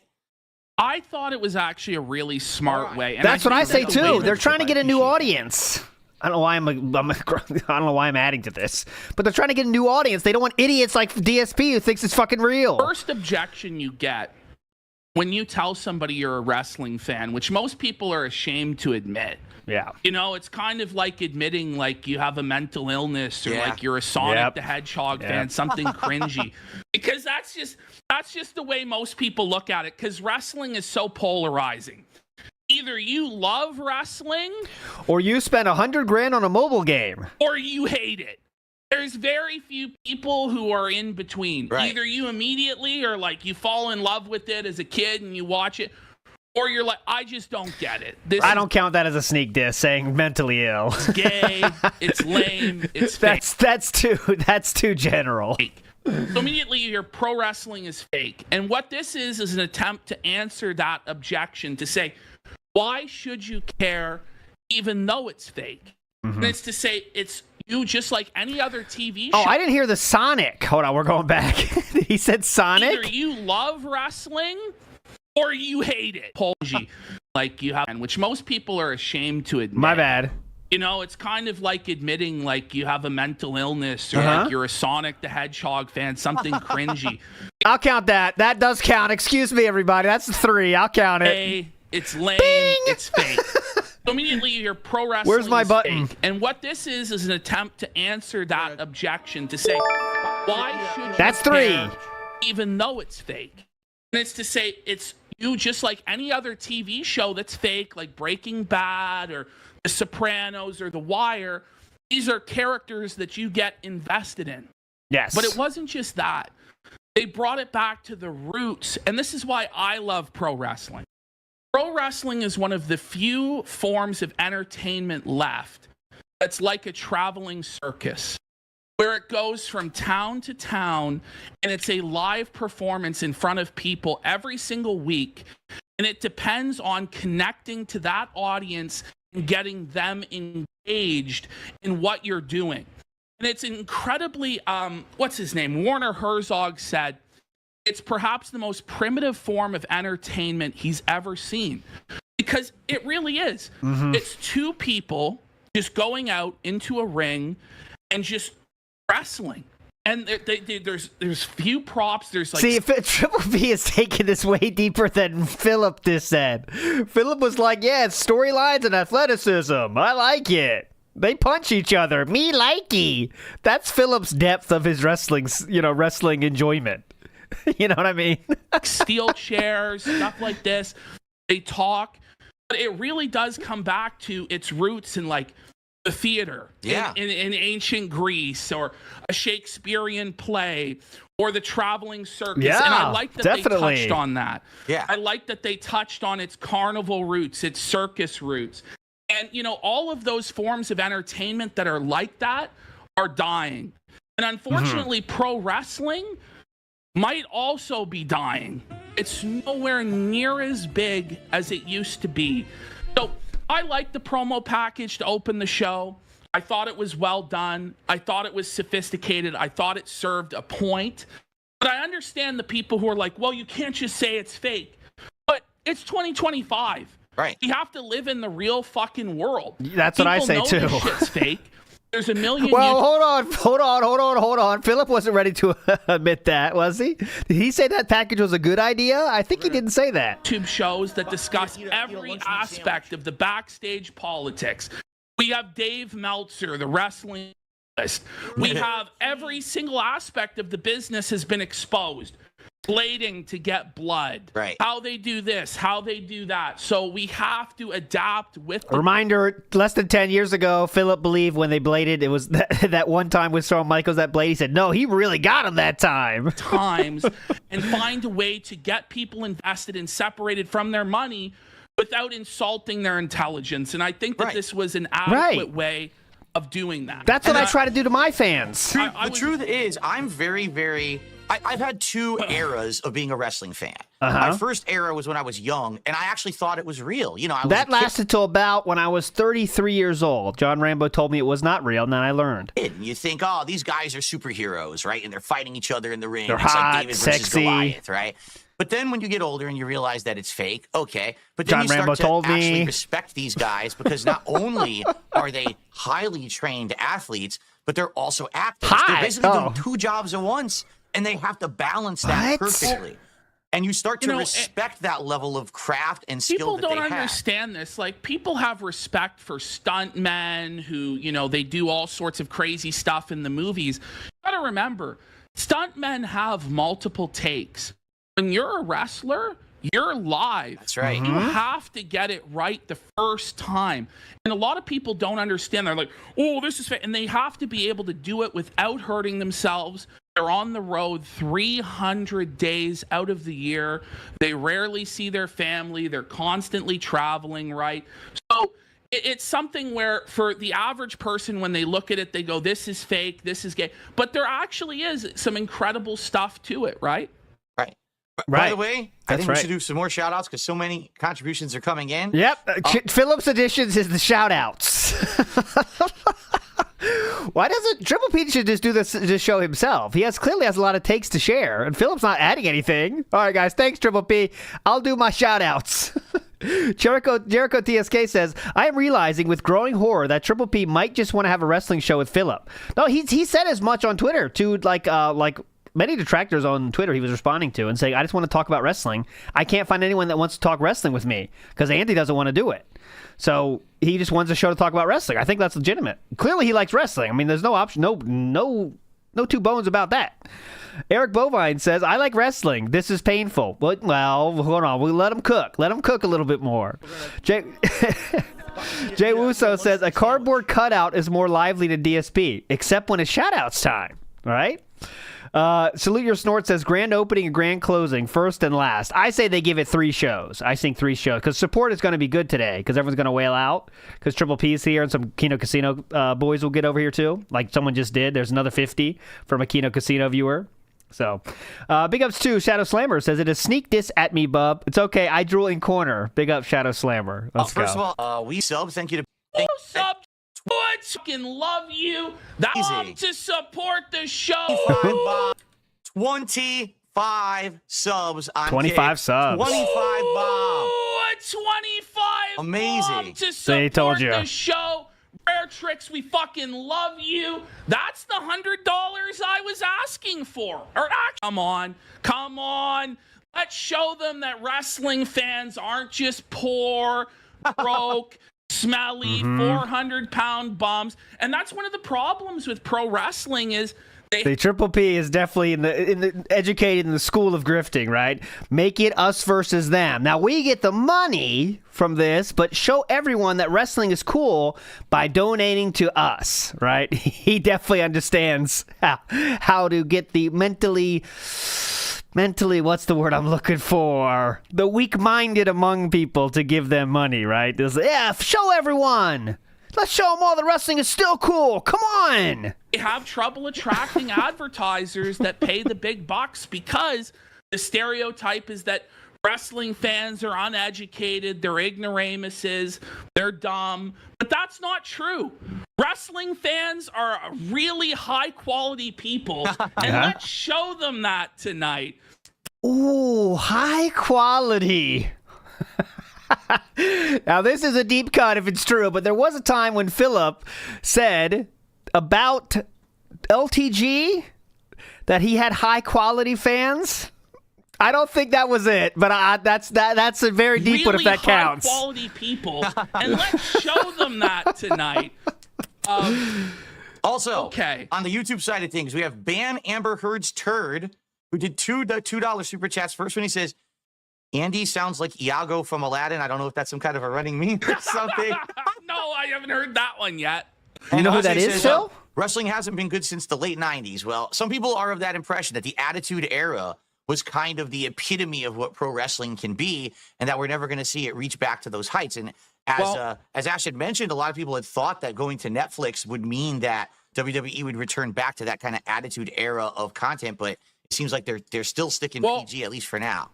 Let's talk about that. So I wasn't alive for the Attitude Era. I started watching wrestling when I was 6 in like 2002, 2001. So Same I saw here. the very tail end of it or whatever. But I have now, WWE Network or Peacock or, I was on Sportsnet in Canada for a while. And you can go back and you can watch the Attitude Era.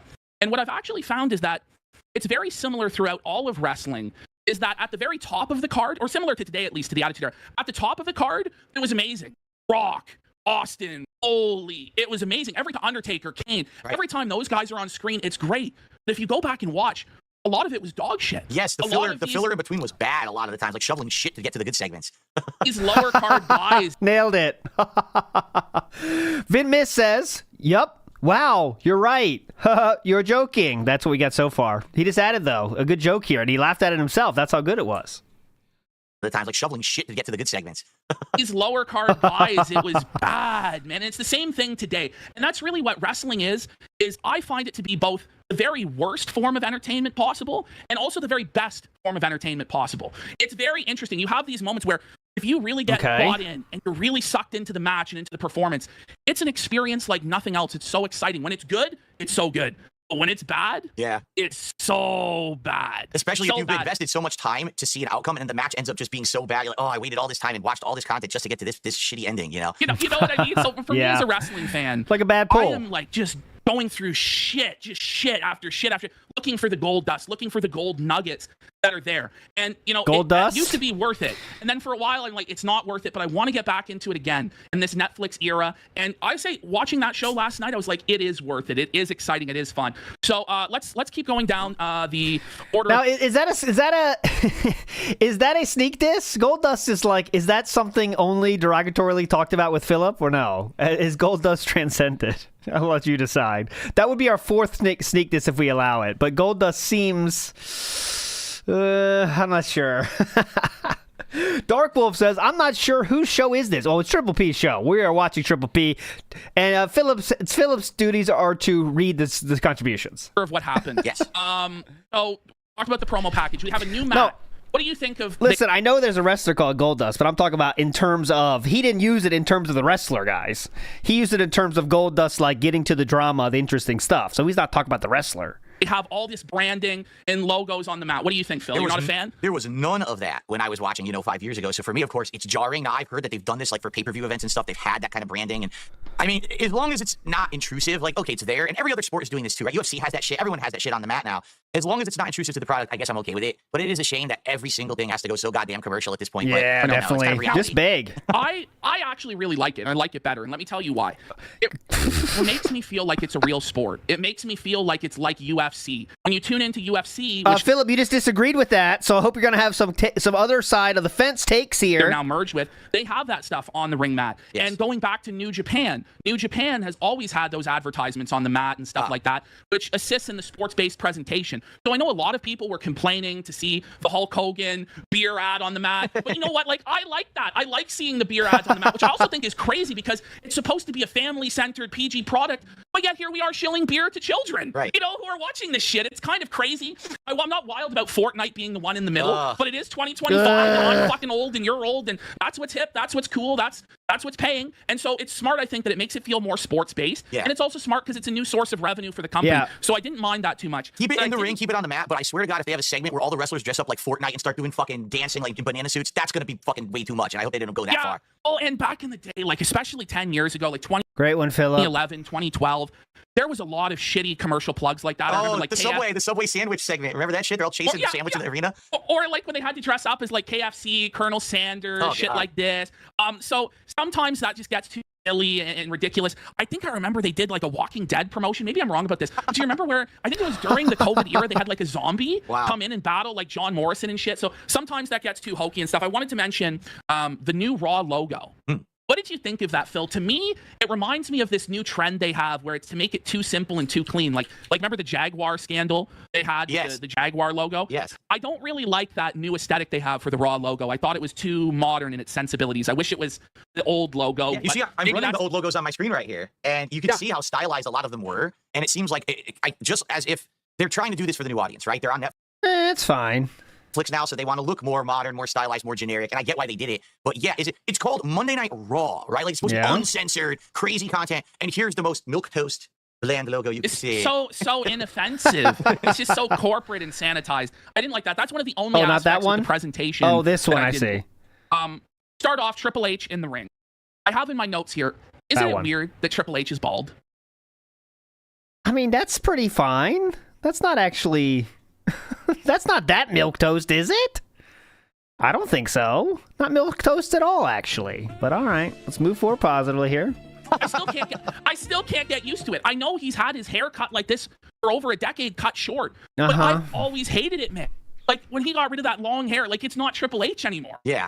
And he's balding, so what is he supposed to do? When he got rid of that long hair, like it's not Triple H anymore. Yeah. It's now Paul Levesque. Well, what it is we're getting older, and the audience is getting older, and the wrestlers. Philip, Asher's getting older at a quite different pace than you, I'd say. They're getting older, and these guys who were from a previous era, we're so used to seeing them in that persona. Undertaker, he should have the hat, and he should have the gothic look. Triple H should have the hair, but these guys are getting older, and I hadn't seen Triple H in 5 years, and when he came out, I was like, oh, he definitely looks a lot older now than I remember seeing him just 5 years ago.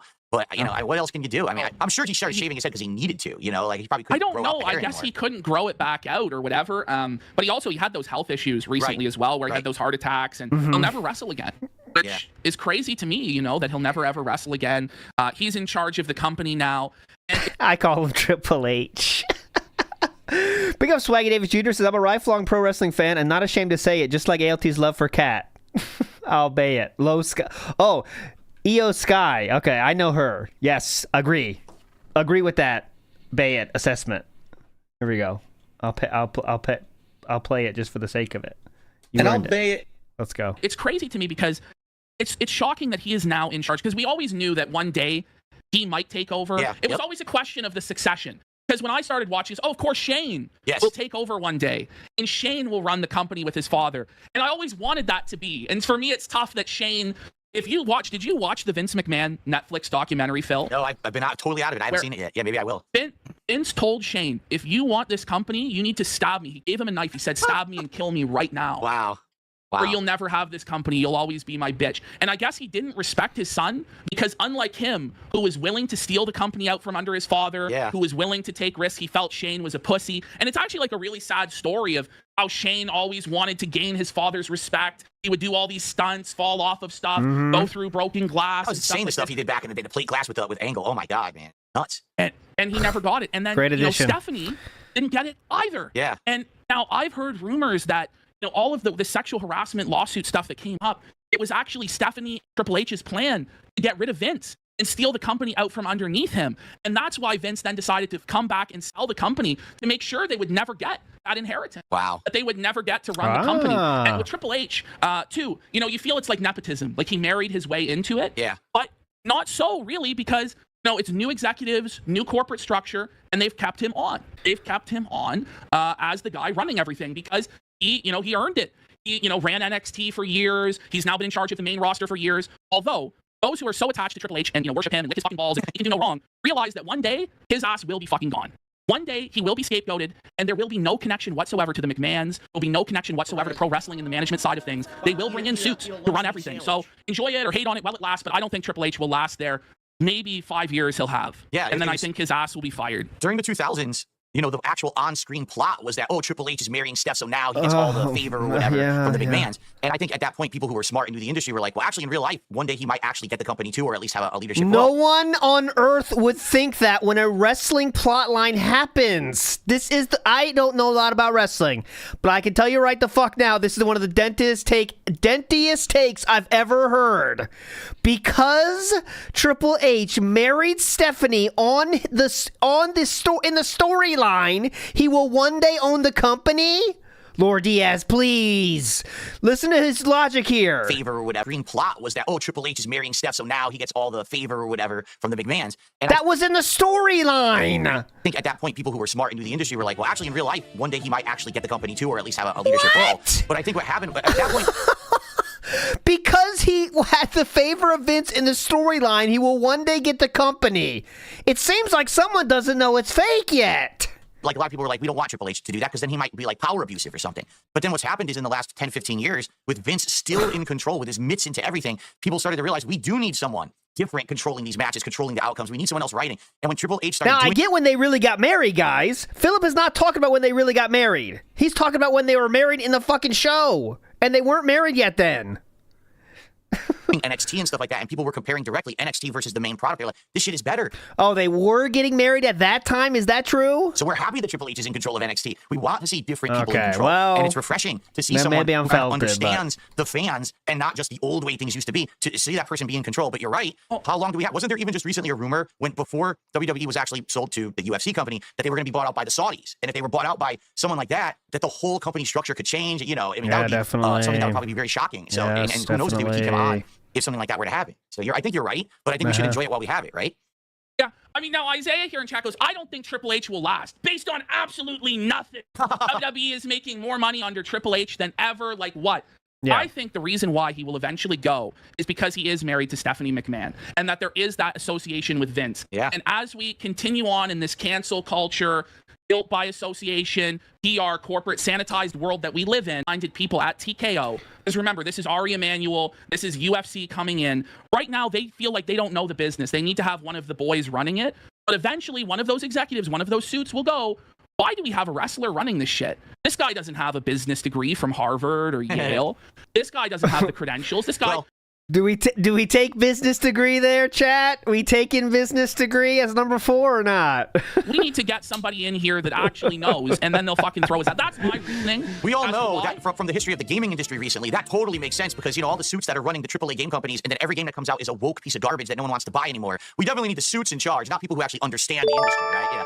It's That's the stupidest 4. reasoning ever, but you're absolutely right. People in power of these companies seem to have this mentality that they don't need someone in the know. I always think, have someone who has their fingers on the pulse of the fans. Those are the people who are your lifeblood, who are going to pay you, who are going to make you profitable. Why do you have to disassociate from that? I just don't get that. Yep. I agree. Okay, I know we're going off on tangents. We got to start okay, Pyro to open the show. Hallelujah!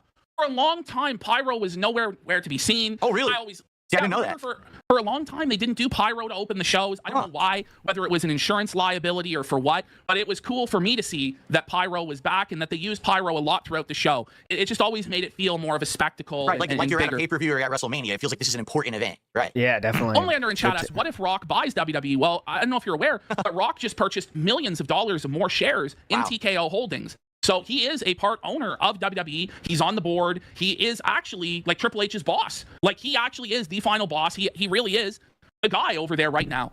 So it's interesting that you mentioned that. Speaking of which, Rock come out, and I gotta say, I was marking out.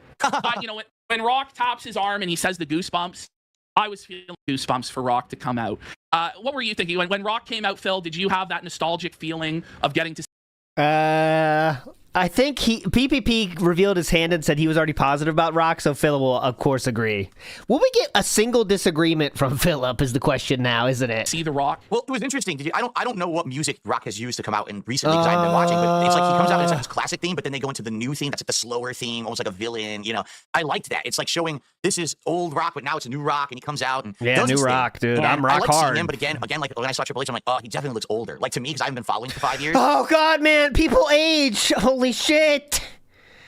Dark Wolf says, newsflash, people look 5 years older after 5 years. Yep. Oh my God. Wow. He got older. Oh my God. Rock is older. And I look at him, he's like, he looks a little skinnier. He's got the stubble. It's got some gray in there. I'm like, well, if you haven't been watching for a while, you'd probably be shocked that this is how he looks. But he still got it. You're right. He still got his charisma. He still got that ring presence. Yeah. He still got some cheeseball stuff too, because some of the lines they gave him, kissing Netflix's butt and everything. Yeah. So let's talk. So Rock comes out. Wow, it's The Rock, and you got to give The Rock his props for this.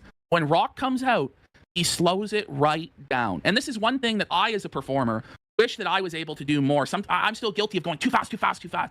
Rock slows it right down. He takes full control. He demands your attention. He captivates the audience. He allows his charisma to take over, his showmanship to come over. So even though what Rock is saying is like goofy and bullshit, it's the way that he delivers it that makes it so special. However, that being said, Rock's promo kind of felt like DSP's pre-stream where it's like a business meeting. It was. That's not even a sneak. I'm not taking that. I'm not counting that. That's not a sneak diss. That is him just saying a diss. That doesn't count. I'm not adding that to the counter. He just said it sounds like a business meeting. I'm not adding that. We're still on 4. I'm not counting that being said, by the way, either. Felt like DSP's pre-stream where it's like a business meeting. It was like Rock was running a business meeting with the Netflix executives. That's a direct diss. And touching on all these different points. I thought it was good of him. He's pointing out certain performers to highlight to the Netflix executives. He highlighted Cody Rhodes. Right. Said this guy has put the company on his back for a year. I think that was a very solid thing of Rock to say. And it was a good way to highlight Cody, the face of the company, to start the Netflix era, even though he didn't have a match on the show or a segment on the show. And it kind of allowed to maybe foreshadow, is Rock going to battle with Cody at WrestleMania or what? He also, of course, shouted out his family member, Roman Reigns, who is the big star of the company in this era. He accomplished everything he needed to do during this promo. Again, as I said earlier, he was able to say bullshit, and it wasn't censored. Right, it wasn't on a tape delay. It made it feel like wrestling was a big deal. But it was like a business meeting where he goes, this is the highest grossing arena show in WWE history, which is crazy. When you think of all the Iwamoto says, shut up for a minute, Phil. Let Ashton have a word. Definitely. We got to get his take. Chairman of the board says, will DSP bring up the Steven Richards story? I don't think so. I'll be pretty hyped if it does, though. Jericho TSK says, Colonel Sanders is an interesting choice to mention. Did he say Colonel Sanders? The shows that they... Okay, I got to listen harder for these sneak disses then if that was said. Colonel Sanders? Which is crazy. When you think of all the shows that they've had over the years, they were able to charge outrageous ticket prices for this show. So many celebrities were in the crowd. We'll go through them as we go through the rundown. But I thought it was a good start we won't to the count show. It for now. I thought it was smart because, Rock is the biggest star they have. He's a Hollywood celebrity. Right. At one time, he was the biggest Hollywood star in the world. Now, his star kind of is diminishing since Faded Black a bit, yes, Adam. for sure. And faded a bit. Yes, for sure. His latest Christmas movie was it Red One. Red One flop. Just totally flopped. So it's not what it used to be, but it was smart for them to start the show with The Rock, and it felt cool. Then we had Roman Reigns come out. It was Solo Sikoa versus Roman Reigns. What were your thoughts on this, Phil, this match, this segment? Because you haven't been watching for a long time. Yeah, first of all, when they come out, this production value is wild. And this is Monday Night Raw. Again, this is not WrestleMania. And to see them coming out this insanely huge LED screen that they have at this arena, the pyro that they've got for these guys coming out now, it just feels like a giant match feel for a match that I don't know the history of. So I'm just trying to get caught up really fast. Yeah. To be honest, I loved this match. And the reason I think I really loved the match was because if you haven't actually been watching wrestling for a while and you watch this match, Solo versus Roman, it's got everything, right? You've got the classic heel versus face, but you've also got the big fight feel where they're in each other's faces. What's at stake? Oh, it's the Samoan necklace, and it really has this big meaning within their culture. And then they're doing their spots, and they're on their game. It's a great match. Both of them are looking strong. You've got guys running in who are part of the plot line. So now you get introduced to other wrestlers as well who are involved in this new Bloodline plot line. I didn't even know that Sami Zayn and Jimmy were still involved in it. So to see them running in, oh, this is cool. And then to see the new blood coming out, Jacob and was it Tonga? Is that his name? Tongaloa. So that was cool. I'm not too sure. I always get him confused. Go ahead. But yeah, it was, for me, this is the quintessential, not quintessential, this is the essential Raw match.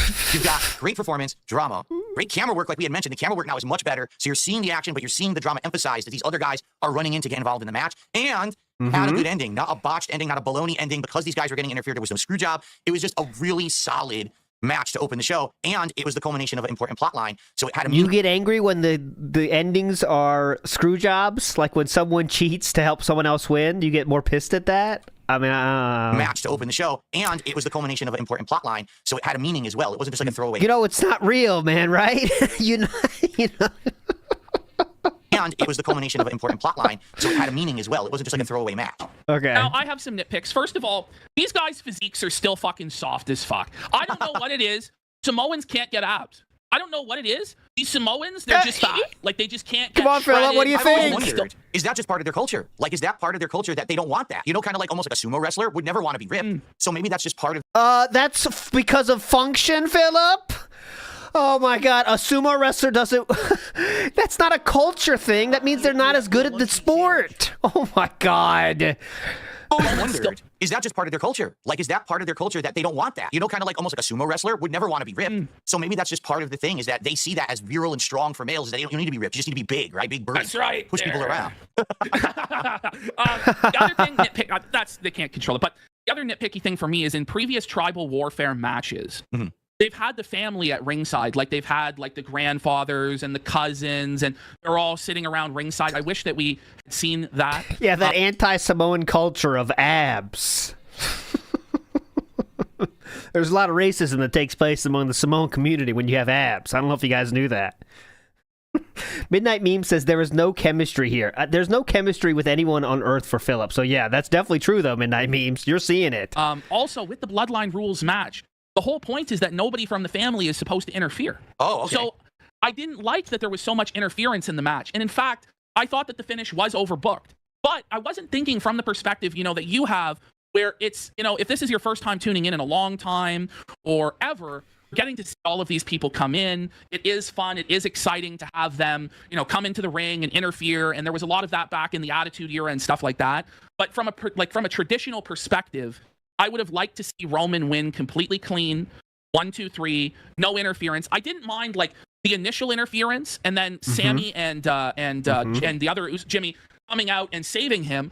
But then you had Kevin come out to interfere, right. And then Cody's then come out, interfere, and it's just like I felt like it was a bit too much interference. A lot of overbooking, but again, that's almost representative of an entire era of what Raw was back in the day. You always had the matches where it was Evolution and shit, but now there's 400 people running in during the match to stop Evolution. It was like, that was kind of the thing. So for me, it was like a throwback to that era. Yes. I also didn't know that there wasn't... That's the last era you watched, though, so it wouldn't be a throwback to you? Oh, God. Jericho TSK says no... Oh, listen to this, guys. Listen up. Listen up, haters. Jericho TSK says, TV married in 2000, real married in 2003. That's a W for ALT. If that is true, that's a W. I'm taking it all the way to the bank.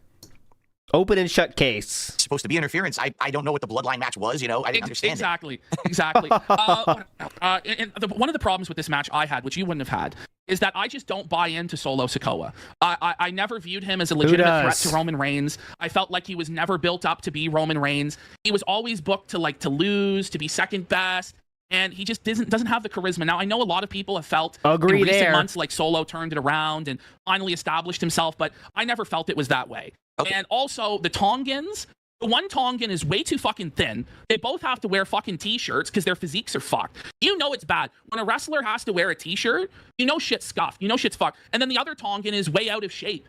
So those guys, I don't think, are ready for prime time, not ready to be part of the main event scene, in my opinion. But I want to give praise to Paul Heyman. Yeah. Paul Heyman, he's able to do so much. He's so expressive with just his eyes. He doesn't have to flail around. He doesn't have to be so theatrical. He's able to communicate so much with just his eyes alone, with just his facial expressions alone. It adds so much to the match. It adds so much to each fall, each moment in the storytelling. Paul Heyman, in my opinion, is like an MVP of WWE and has been for years with this Bloodline storyline. It was amazing. I was just going to ask, I haven't followed the Bloodline storyline now in a long time. So has Paul been there the entirety on Roman's side? Has that been a staple of it? Because to see him was awesome. I was like, oh, you know, Heyman's here. This is cool. I haven't seen him in a long time. So he's like considered the special counsel, the advocate. He's like cornerstone of the story. He's there every week, whether he was and there was storylines where he was Brock's manager, but also Roman's manager, and they were feuding, and which side is he going to take? He's done so much. It's a shame you missed out because the Bloodline storyline, Phil, was actually so good. It's on the level of anything that's ever happened in wrestling. It really is that good. The rest of the show, not so much, but those segments were so good, and it's a real shame you missed out on the years and years of the Wise Man. Wise Man. That's right. Okay, so we had that match. What would you give it in terms of a star rating, Phil? Out of 5 stars. Oh shit! Good, good kick name. Dungeon Condensation Fake. Big ups. Nice one. Big ups. Meth Bear says Vince would have built up the detractors. They were right to win the tag titles and job them out of a solo 55-year-old Triple H kayfabing a heart attack. Outlaw Mud Show. Big ups, Meth Bear. Shout outs to the detractors, obviously. Wise Man. Obviously. What give it in terms of a star rating, Phil? Out of 5 stars, what would you give? The charge back elbow. What was that move? I know the moves. Out of 5 stars, I would say, well, first of all, technically the match was good. I think that both of them were on their game. I liked the fact that they had the interference because it was a throwback to classic Raw matches. I did like the fact that there was not a bullshit ending. You know, no nonsense. Oh, throw it out because so much interference. I would probably say maybe like a 3.5 out of 5. I would give it. That's exactly what I gave it. I gave it 3.5 stars. I felt like it was a good match, solid, entertaining match to start the show. But I felt like it never kicked into that next gear. It never really reached that level where I was really buying into that Solo was gonna win. Yeah. Next time I'll pause it when he's about to. We can guess the score. There were no near falls where I was really buying in, really getting excited about it, really marking out. And I thought it was a bit overbooked. But good way to showcase the biggest star in the company, Roman Reigns. The match had stakes. The match had consequences. It's important going forward in the future. And then we had The Rock come out again. Yes. Yes. We had the showdown between The Rock and Roman Reigns. This was giving big time, like alpha, masculine energy. It reminded me of in Predator, you know, when Arnold Schwarzenegger and Carl Weathers, their hands come together and they do that handshake. Yes. That's what it was. They had that stare off. Lots of masculine alpha energy there. And it got excited for, is that going to be the match at WrestleMania to determine who the real tribal chief is in the family between The Rock and Roman Reigns? Or will they go in a different direction? I thought that was cool to see. Rock coronated him, put the passing the torch pretty much. Yeah. Yes. So I like that. Then we get the news. Royal Rumble going to be in Saudi Arabia in 2026. Yeah. Have you seen any of the Saudi shows, Phil? I saw some of the early ones. Right before COVID, I think they had 1 or 2. And they always looked like WrestleMania quality when you were over there. The production was always crazy. But to be honest, like, I never really cared about the outcomes of those matches because they always felt like throwaway pay-per-views to me. Now, I don't know if any of the ones that they've done since actually have had like giant stakes, but I just remember like having certain matches, you would think this is going to be the culmination of a plot line, but then it would be like, oh, there was a bullshit ending because it was in Saudi Arabia. The real match will be in a month at the next pay-per-view, you know? And I'm like, well, so I didn't really care about that's not going to happen this time, right? that much. In a way, it kind of feels like a big house show. You know, what was good about them, they would get like the old stars in and stuff like that. Right. People, you know, but the Saudis didn't even know, like they would request certain wrestlers who were dead and stuff like that. Oh, no. You know, to wrestle and stuff like this. The problem for me with the Saudi shows, though, is just the crowd isn't really into it. And it's just like a different culture, and it feels weird, especially with the women's matches and stuff. They have to cover up and everything. It's bizarre. Yeah, so I'm not really excited about the Royal Rumble being in Saudi. I'm not as upset as a lot of people are about the Saudi shows because of my politics or their treatment of this or that. I don't really give a shit about that, to tell you the truth. But I just think it's bad for the product. Philip, what's your crowd's take not on really that, into Philip? it. I wrote down drone shots through the arena lobby into the stadium is really cool. Yeah. Super high-end production. Very good production. Real quick, let's do 3 quick shout-outs because we're moving to the next part of the show. Shout outs, Triple P, excuse me, got to do my part of the show. Jeff Joestar 95 says, thanks for making my inventory counting at work much more bearable. It's so funny watching him interact with people clearly out of his comfort zone. And you are right about that. Big ups, Jeff Joestar 95. Good luck on doing inventory, So brother. RP had done a $10 super chat. He says, John, I'm not really a doctor while watching House. It takes away from the presentation of the show. I agree. Any comment? You know, the thing is... And he doesn't have the balls to say his own comment first, doesn't he? Listen. Of the show. I agree. Would it handle this with Triple P? Listen. House. It takes away from the presentation of the show. Triple P, I'm not sure how I'm supposed to think about this. You want to say it? I agree. You know, the thing is, AEW does a lot of this fourth wall breaking and shoot promos and references to inside baseball and backstage this and that. And the question is, how much of the audience even understands what's going on, what these references why am I not are? 1.5? And if you are going to break the fourth wall and you are going to make these references, it should be very rare. It should not be something that happens every week, every show. It should not be the basis of the show. Otherwise, it starts to get up its own ass and become really pretentious and stupid and silly, I feel. So I get what you're saying, and I think fans are going to be really divided about that intro. But, again, if this is just WWE does it in a smarter way where they're more sparing with that sort of stuff. Right. So I wouldn't expect to hear shoot and work and heel and face on a regular basis on the shows. That's just not really how WWE does business, and I trust them to be restrained with that. That was the best place to do it. The reboot on Netflix was the time to do it and get it out of the way, address it. And as long as they don't keep doing it every week, I don't think it's going to be an issue. I think it was the right time. That's nice. So. Again, people look at like the CM Punk pipe bomb promo and how great it was and that storyline. I remember it was so amazing at that time. Oh, yeah. But it was so amazing at that time because nobody else was allowed to do it. And it never happened before, and it was like, wow, this is crazy. But once it becomes normal and routine, it's boring. Everybody gets tired of it. And then it just makes the whole thing feel stupid. Right. So you have to be very sparing with that sort of stuff. We got Casanova, 22 months as a member on the React channel. Thank you, Casanova. Who cares? And then we got a very generous $50 super chat from Papa Slapnuts, who says, Triple H big leaguing Cody Rhodes by introducing him in the crowd instead of getting his own entrance was actually pretty keno. It is Keno. Well, you got to remember, and I'm surprised that they didn't just job Cody out as soon as he came back and put him through humiliation rituals and make him Stardust, because that's what I would have done if I was Triple H. Because Cody, if you don't know this, but when Cody went to AEW, on his first appearance, he smashed Triple H's throne with a sledgehammer. I saw that on social media. And then he pulled out the golden shovel at certain points and all of these references and all of these pointed things to Triple H and, shitting on WWE. But, they saw potential in Cody. They decided to push him and make him a star. And, with a lot of the audience, it's going over really well and people really like him. Just my criticism of Cody is running that out of skip he just juice, doesn't feel larger guys. than life. It feels like he's trying to be larger than life, but he's not really. And I think that people were more larger than life, but he's not really. And I think that I have no idea what you're talking about, but I will say, people were more in love with the idea of Cody being champion than Cody actually being champion. I feel like Cody's title reign has not been that memorable. It's not been that amazing. Again, I checked out because of Cody's title run and how boring I thought it was. Cody to me is just, he's not an icon. He's not The Rock. He's not Cena. As much as I hate Cena, Cena's still an icon. no, Cena's we still don't have bigger that than much life. space, He's not LSD. Austin. He's not even Roman Reigns, but he could grow into be something like that. Keep in mind, for many, many years, people hated Roman Reigns, right? Like, they really tried to make him great the face of WWE. take. And, remember the days when he was making awful jokes and stuff in the ring, like he freaking Looney Tunes references, right? That wasn't his strength. His strength was not to be The Rock or John Cena. He couldn't be. He's not that level of orator. He's not that comedy, funny guy, quips and one-liners, and that's not him. But they found him. They found his strength. After a while, took a while, but they found that perfect edge to give him, that right plot line, and now he's excelling. Now, I haven't seen any of this new Cody Rhodes. I'm excited to now get into the product and see, how he's doing as the champion. And, obviously, I'll be giving my opinions, too. I can't really speak to this right now because I haven't seen it yet, and there wasn't much of it on this Raw. There was no match or anything like that, so we'll have to give my opinion at a future date. So they started showing Good show. celebrities and other wrestlers. They showed Gabriel Iglesias was there. They're promoting his Netflix. I hate Gabriel Iglesias. I think he's cringe as fuck. Big fat fuck need to die. Ashton Kutcher was there. Michael Che. They showed Rey Mysterio, which was cool. What's wrong with that? Why does Phil hate old celebrities? He always has this take. What? Why do you hate old celebrities that are just doing their thing? Cringe as fuck. Big fat fuck need to die. Ashton Kutcher was there. Michael Che. They showed Rey Mysterio, which was cool. Then I did notice they showed the War Raiders, and I wasn't aware of this. They got their name back.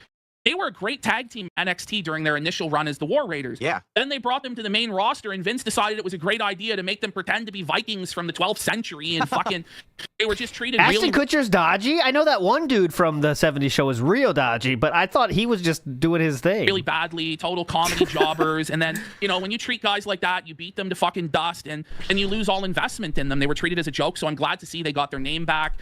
Hopefully they're presented in a better way. The tag team division has always historically been a weak spot for WWE. Okay, well. It was one of the only things that TNA probably did better than WWE back in the day, was their tag team division. Hopefully they can build that back up and get it going. John Cena comes out. And I felt like there was a lot of momentum to this show.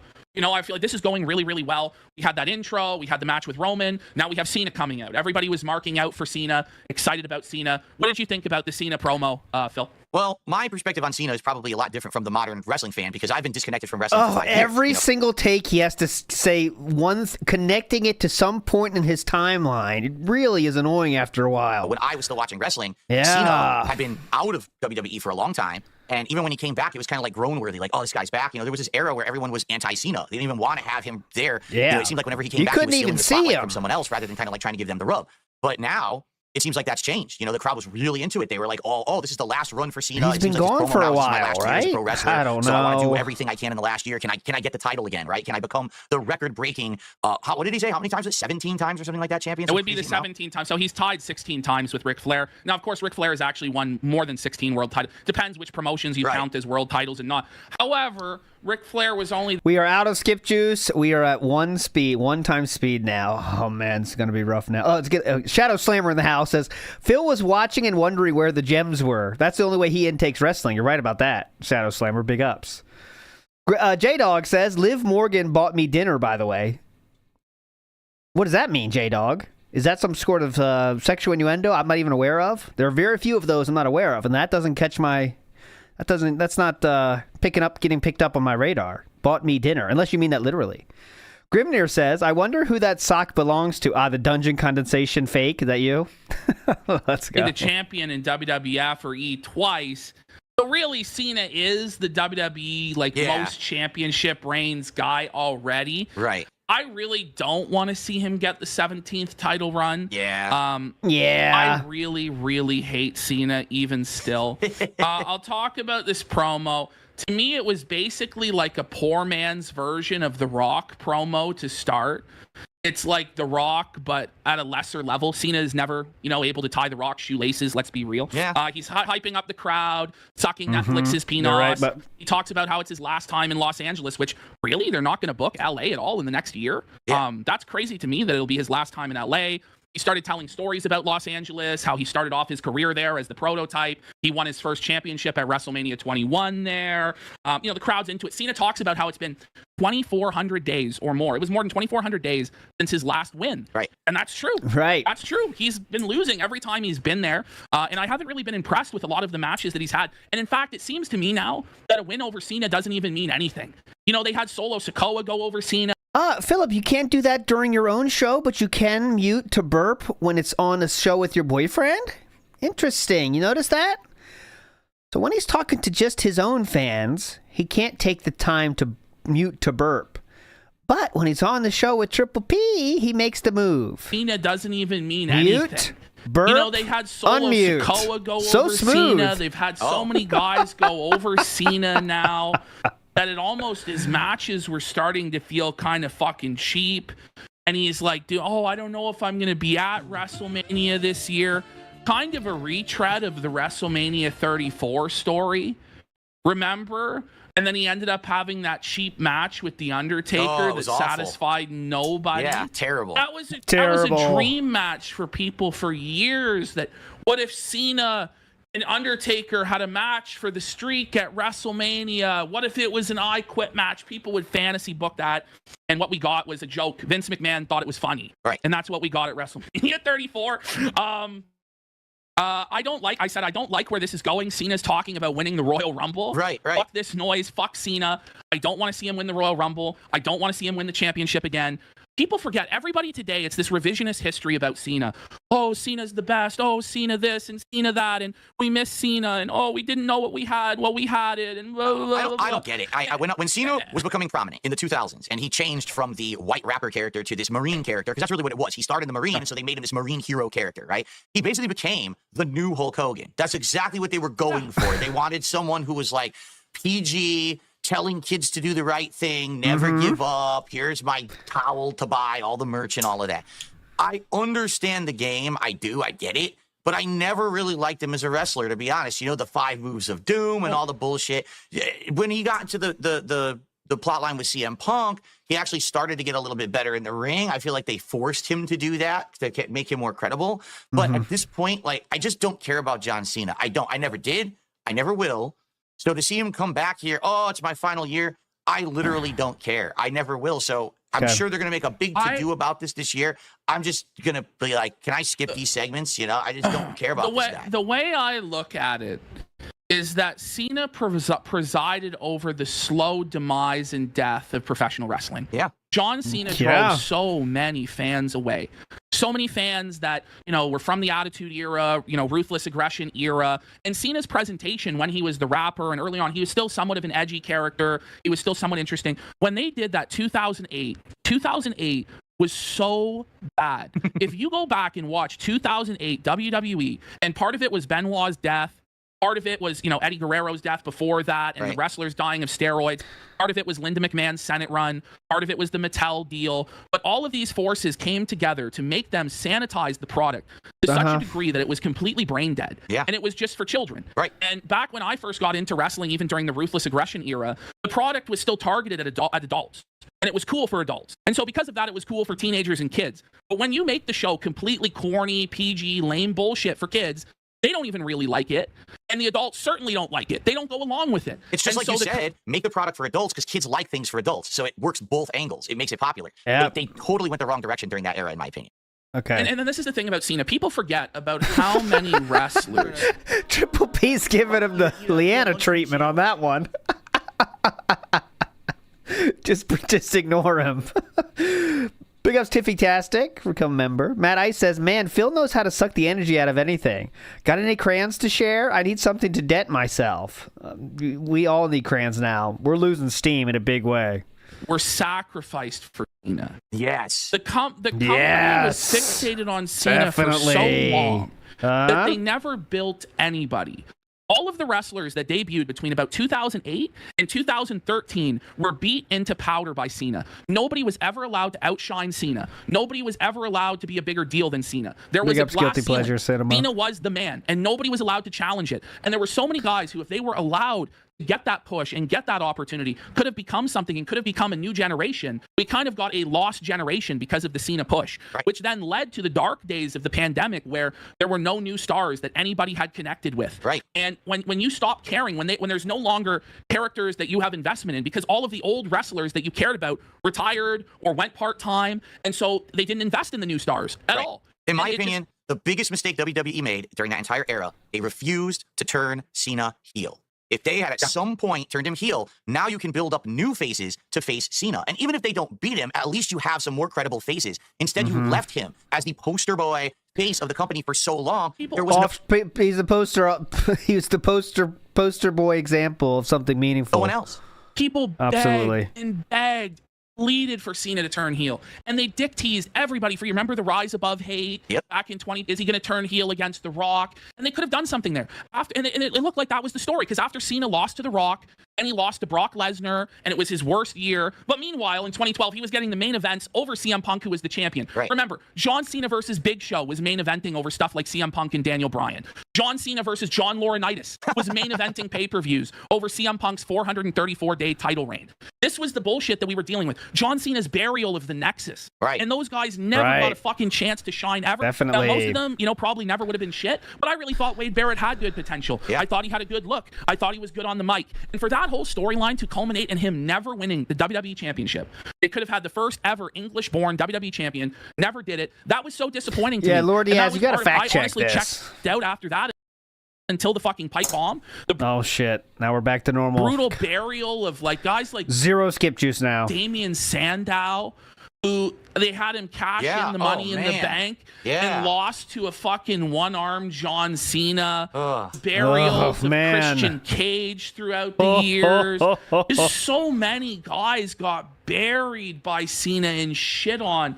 And it was for what? So for those who now are listening to this show for the first time and they're like, I just don't understand how people don't like John Cena. Hopefully now you get it. Like, we were there during the time frame when this product was seemingly ruined by this guy's presence and the inability of Vince and others in power to see what they were doing. Yes, there was merch being sold, but outside of that, the product was being ruined.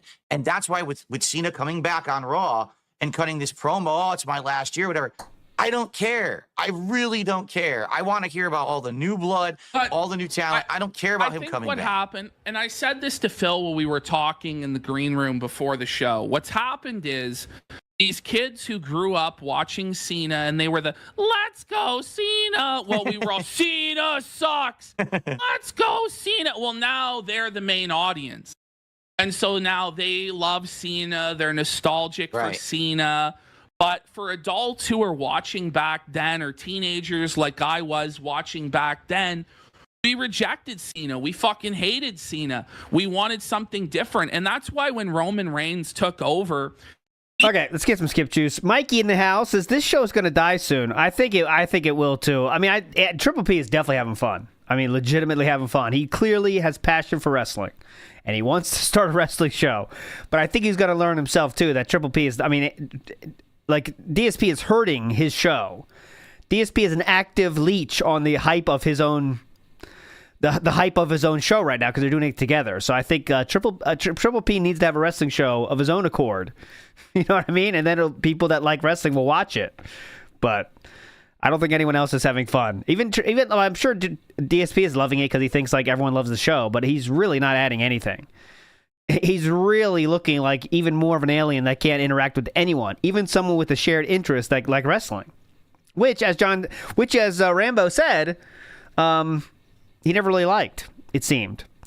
Because Meth Bear, when I mean he didn't really like it, here, let me play that clip. Here, let's get some skip juice here. Not this, but this is just a sentence here from Rambo that's very telling here. Listen to this later in that Howard and Rambo thing. Like I said, he's still just 1 minute. To monetize this after this time, but yeah.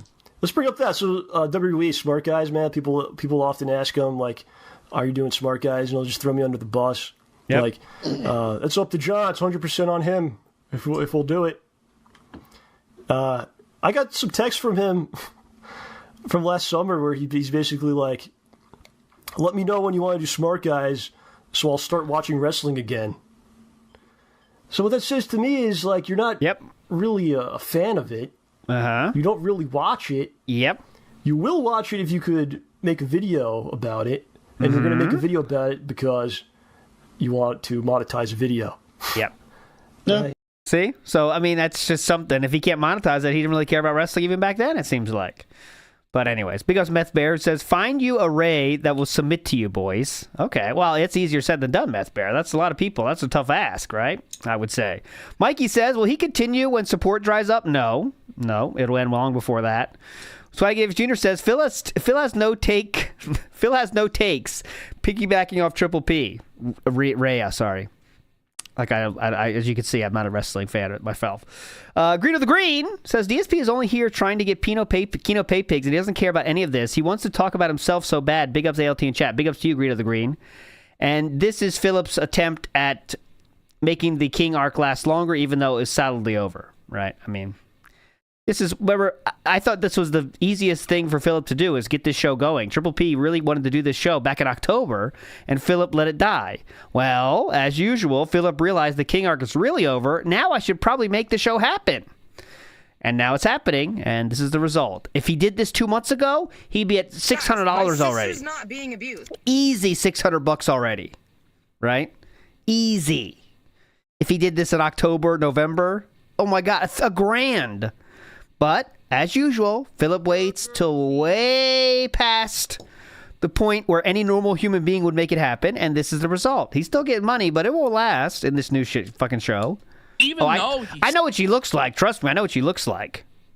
Ripley. I was Rhea like, Ripley, at least it's not John Cena. At least it's not John Cena. Yeah. And I'm just glad that Cena never got the WrestleMania main event again after 29. I'm glad that he fucking, was put on the back burner after that. Didn't get world championships runs after, I think, 2015, 2016. But you know what? He was still an icon. He was still a larger-than-life character. He was better than a lot of choices that they could have done. And what we have seen is it could get worse than Cena, because during the pandemic days and part of the Roman era, it really was I like that, Bjorn. The tooth and nail era. He's clinging to everything he can to keep himself relevant. Yeah, I like that. bad. And so I understand why people are nostalgic for Cena, but I never really will go to this level of, we got to suck off Cena and we got to love Cena. Like, I'm just never going to be there as a fan. So I don't know. I really hope he doesn't win the Royal Rumble. I would like to see John Cena, and I know fans, every time I see a Twitter post about this, fans are angry about it, but I would like to see John Cena face Logan Paul, and I would like to see Logan Paul retire him and he do the job to Logan Paul. It would give Logan Paul so much heel heat. He would be hated forever as the guy who ended John Cena's career. That's what I would like to see, but I don't. Or I'd like to see Cena and CM Punk one more time, although we have seen that a lot. I don't want to see Cena and Orton. That might be Definitely what we not. are getting. Again? How many times will we do Cena and Orton? Why not just bring back Edge or Batista for it? Let's just have them all in the ring at once. Just a million matches that they've had. Crazy. Don't you know his name's no longer Edge? It's Cope, Phil. Oh, God. No, I don't know that. I don't know Yeah, that. I told you. No, it is. So Edge went to AEW. Someone told that to him already, by the way. He couldn't use the name Edge because WWE owns it. So he started going by his real name, Adam Copeland. Well, and by the way, I just want to say this. Edge shouldn't be wrestling.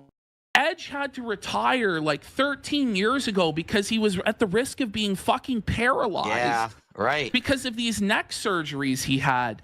And they have him going out there jumping off cages. Edge actually fucked up his leg jumping off a steel cage. The man's in his 50s. Oh, man. And nobody will tell him no. Nobody will say, hey, Edge, like, you shouldn't be doing this shit. The guy's going to end up in a fucking wheelchair in horrible pain. I'm pretty sure he wants a paycheck. For the rest of his fucking life. And now he's going by the name of Cope. Wow. And it's just, this is insane delusional shit about Edge, man. That's AEW, right? And I just found out I have AEW because I have Max. So maybe this is something that we'll tackle in the future. I haven't seen AEW at all. I've literally never watched AEW for 5 seconds. So that might be something interesting. What about Cena and The Miz? It could be really... I like when Triple P gives him the Leanna treatment. Watch this. So that might be something interesting. What about Cena and The Miz? It could be. Well, somebody asked about. Really good. Oh man, it actually could be good to do that one again. Anyway, Miz, someone talking about I think is really good on the mic, and when he gets opportunities to he can really deliver. Could be a good feud between Miz and Cena there, and it would allow other people to be freed up for other stuff, because Miz, I don't think, is really doing a whole lot right now. It could be a good match, but I don't know if people will be happy with that for Cena's final WrestleMania match. Yeah, I'm not sure. I like the idea of Logan Paul. Speaking of which, they did a Logan Paul hype package. Now, say what you will about Logan Paul crypto scams, the forest that he went to with the dead people, and all of that stuff. I really love Logan Paul. I think Logan Paul is a great wrestler.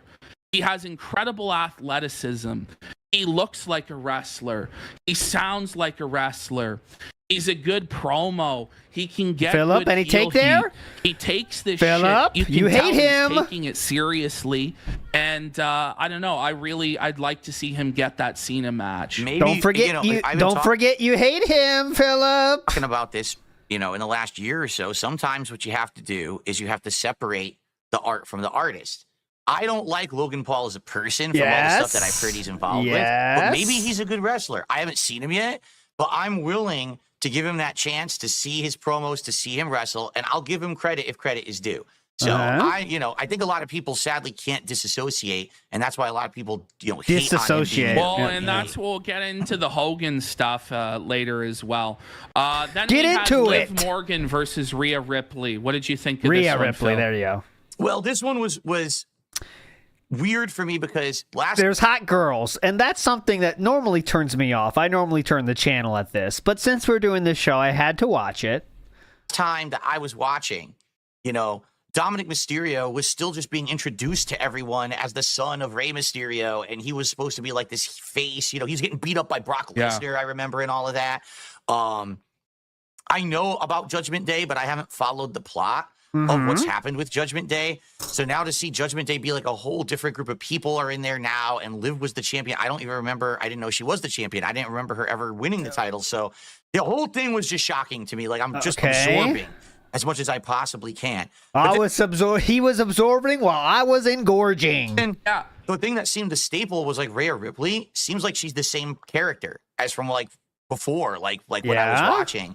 It doesn't seem like anything's changed with her. Why would that happen? So this is the thing about this is that I wasn't really excited about this feud because I think it's kind of lost its luster. But before I get into that, I'll kind of explain to you what happened. Okay. So basically, Dominic, they were trying to present him as a babyface. It wasn't really going over well. But then what they had him do is they paired him with Rhea Ripley. And they made Rhea Ripley like some sort of like BDSM dominatrix that he called Mommy. And it was like the most disgusting, greasy, sniveling guy now, where, this woman runs his show, and, he turned on his father, Ray, and he went to the house on Christmas Day and assaulted Ray and like ruined Thanksgiving. They did a lot of good stuff with this. And Rhea and Dominic really developed a lot of chemistry, and they were able to do a lot with Judgment Day. It was one of their best stories. And then they split them up. So they did a storyline where Liv Morgan stole Dominic from Rhea. Because okay, let's get skip juice. I'm checking out. It's hard for me to stay in here mentally. Matt Ice in the house is in before Triple P steals the show from Phil and cuts Phil out of the picture after the next show and gets a new co-host. Smart guys, sans the guy. Brilliant move. That's a good idea, right? Because you got the hype of the show now. Then Triple P can just steal it and do it on Kick and get all the money himself. Because Philip is not adding anything. Come on, everyone knows that. Everyone can see that. But he does add the lolcow flair, which is what Triple P is started this show for in general, right? It does make it more interesting. It's not Triple P just talking about wrestling, right? I think if it was just Triple P talking about wrestling, there wouldn't be so many viewers here, right? But if he hitches his wagon to Philip, then there's more people watching, right? So I believe that's why we're starting this. But I'm not. Who knows? Maybe he will cut Phil out of the picture in the future, but. Joshua Clan says, as usual, Phil becomes second chair in his own show. This is more boring than expected. Here's some money to build skip juice. Thank you, Joshua Clan. I'm doing that right now. Mikey says, I just find the viewership is low for a new show. Thank you for re-upping Well, your membership. it's 330 on YouTube, which is pretty similar to a hype podcast, let's say, because normally it is lower than that, but for a hype reason he gets up there. And 70, so we're at 400. I mean, yeah, the viewership's not there for DSP these days. You know that. I would have guessed more viewers though, with Triple P being a part of it. Joe says Stacy Keibler is the GOAT diva. She's a good one. For me, back in the day, I was a Lita. Lita was where it was at for me. I was a Lita fan. Mr. Gorehouse says, Rhea needs a CDL license with the wagon she's towing. Ah, yes, this picture I chose does not show that, but I believe you, Mr. Gorehouse. I believe I've seen the pics back in the day as well. Matt Ice says, Rhea Ripley can manhandle me day, bay it. Okay, I'll give it to you. If you ask for it, you get it. Hold on. And I'll bay it. Obviously. And Miss My Ruin says, Phil needs to improve his co-hosting skills. Liv called Dom Daddy. Obviously, Daddy yes. Dom. if you get where they're going with this. So now he's like Oh, allowed you gotta to be kidding the me. man or whatever, and she's like submissive to him. She was making chicken tenders and stuff like this for him. So are we And sure so- Vince didn't write this plotline? Are we sure he You know wasn't what I mean? involved? Because this is like some weird like sex fetish shit that they're putting on the show. At least it's not another cuckold story. All right, is the chicken tenders really in the storyline, or was that a sneak diss? line. You remember Lashley and Rusev? How many times no. they would cuck Rusev?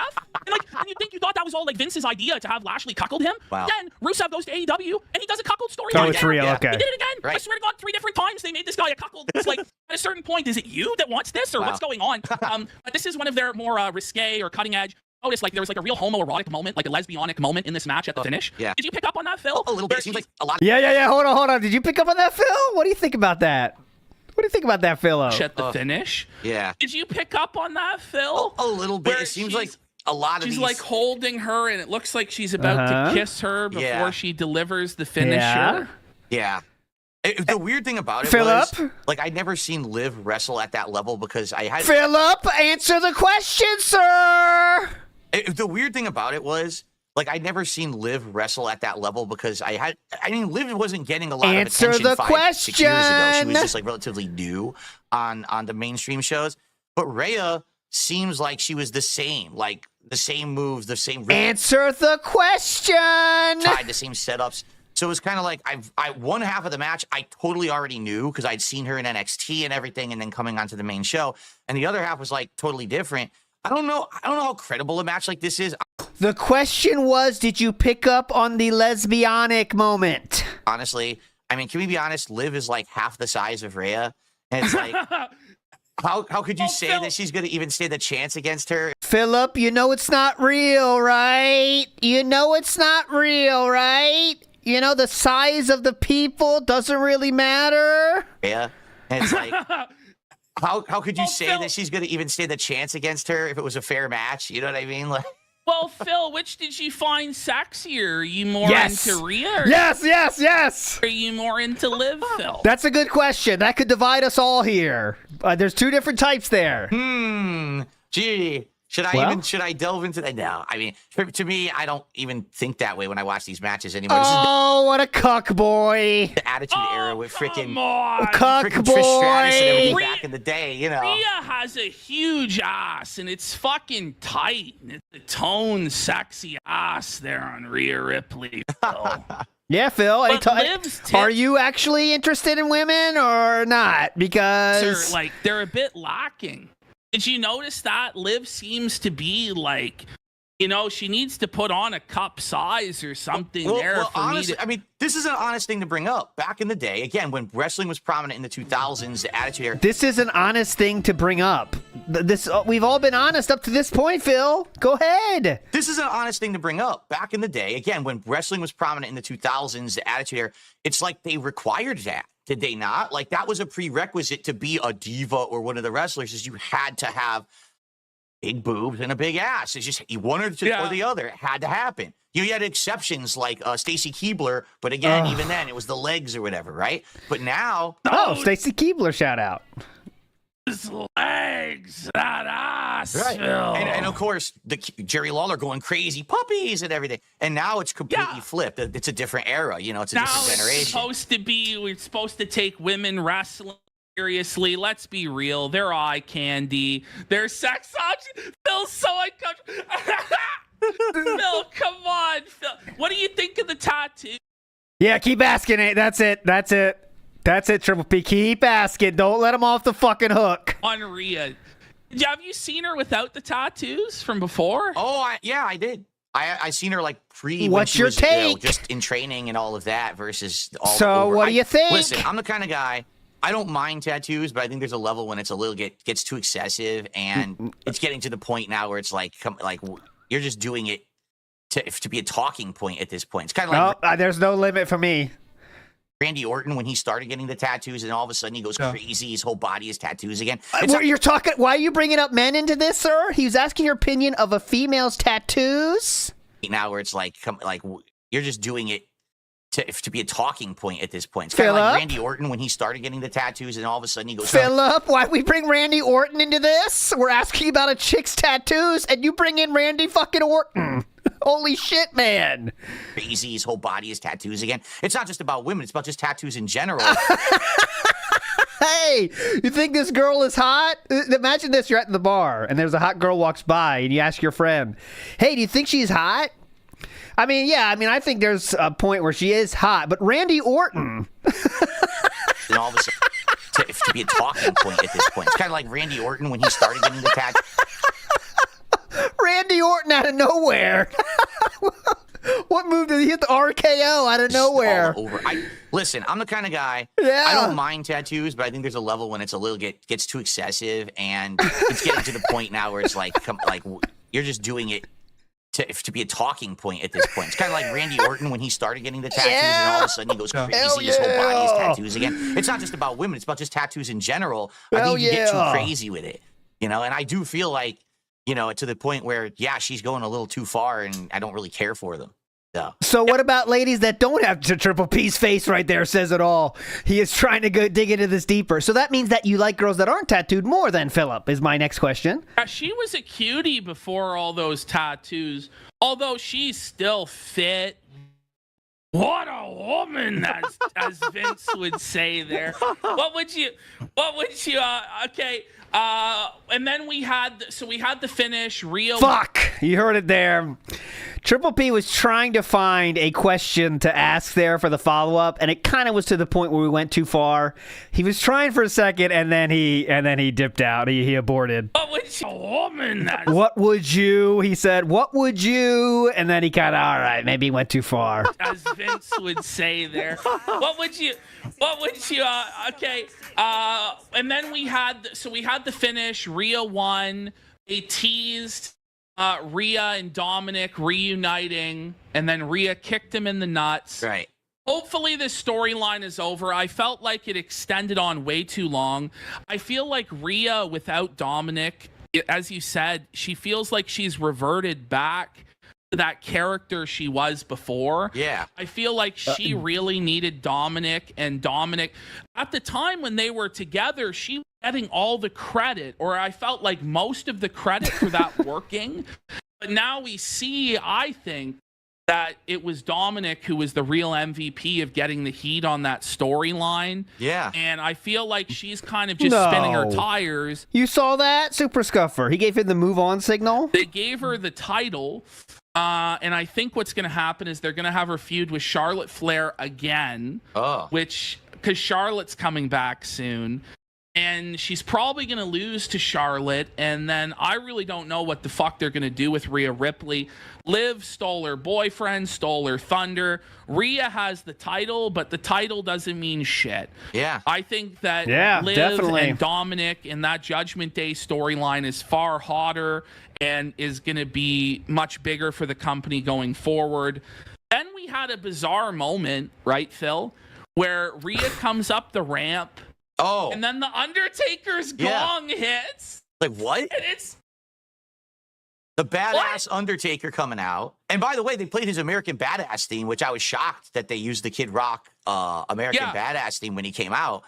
And I think everyone was shocked by this. They're like, so what is this? Is this like the Undertaker is passing the torch to Rhea? Is she going to be the female Undertaker or something? Like, what was the point of this? Dented take. I don't know. Like, he didn't say anything. He didn't really do anything. And it's not the version of The Undertaker that most people like or are nostalgic for. Like, I want to see him passing the torch of The Undertaker into her. Him as the dead man. If you're going to have Undertaker appear, have the lights cut out, have him come in the ring, choke slam somebody, some heel running their mouth. I mean, that's what they usually used to do with him. This just felt, and even then, it's like, is this really necessary? Yeah. I feel like Undertaker, he's had his time. He's had his day. It's kind of cool to see Undertaker, but what did he really add to this show other than that he was on it? Right. You know what I mean? It's almost like character confusion because, like, no, it's not. What is Rhea's character? At first, she kind of looked like she was a biker chick, right? But then they changed it. She's a dominatrix. She's got makeup that she looks. Yeah, there's no. Biker chicks and dominatrix, they're known for wearing extremely different clothes, as you know. One wears leather, the other wears leather, the other wears chains, the other side wears chains. Absolutely. They're very different, as you know. Grimner says, I'll Ray it. Oh, I'll Ray it. Absolutely, I'll Ray it. We're all Ray fans here. Who's not? I'll ban them. Copeside Phil says, so Phil, which chick was hotter? Well, let me tell you about Randy Orton. That's legitimately what happened. You are not saying anything untrue there in that message. So Phil, which chick was hotter? Well, I think the tattoos, Randy Orton. Chick, right? But then they changed it. She's a dominatrix. She's got makeup that she looks goth now. But now Undertaker. I'm not undercover WB super fan. I see the clips on Twitter that are, comes out he's there. A biker. He's giving her the push or the rub, but it's like, but does that even match the character? I don't know. I'm confused. Yeah, I hadn't agree, seen big Rhea guy, for 100%. 5 years. I come back and I'm like, once you start looking at clips longer on Twitter, they start curating the clips you see based on what you've watched before. So that's why I'm an expert of the women's division now. That's not true. I don't know. I'm confused. I hadn't seen Rhea. I'm confused. Push or the rub, but it's like, but does that even match the character? I don't know. I'm confused. I hadn't seen Rhea for 5 years. I come back and I'm like, what's happened? I wouldn't have even known any of the stuff you just said at all by watching that match. You know what I mean? Like, it seems like there was a hit the reset button on her, and now it's just so confusion that he's associated with her, and it just seemed like a wasted opportunity. I'm confused. He could have something better on the show. What would you have give this match out of 5 stars, Phil? Okay, I'm going to go 2. What would Philip give this match? It looks like he's talking about the female match between Rhea and Liv. Liv is a card in the pool here. I do not have Rhea yet, but I need to get that. I'll say he's going to say 2 is my guess. 2. Here we go. Phil? It wasn't great. It wasn't bad.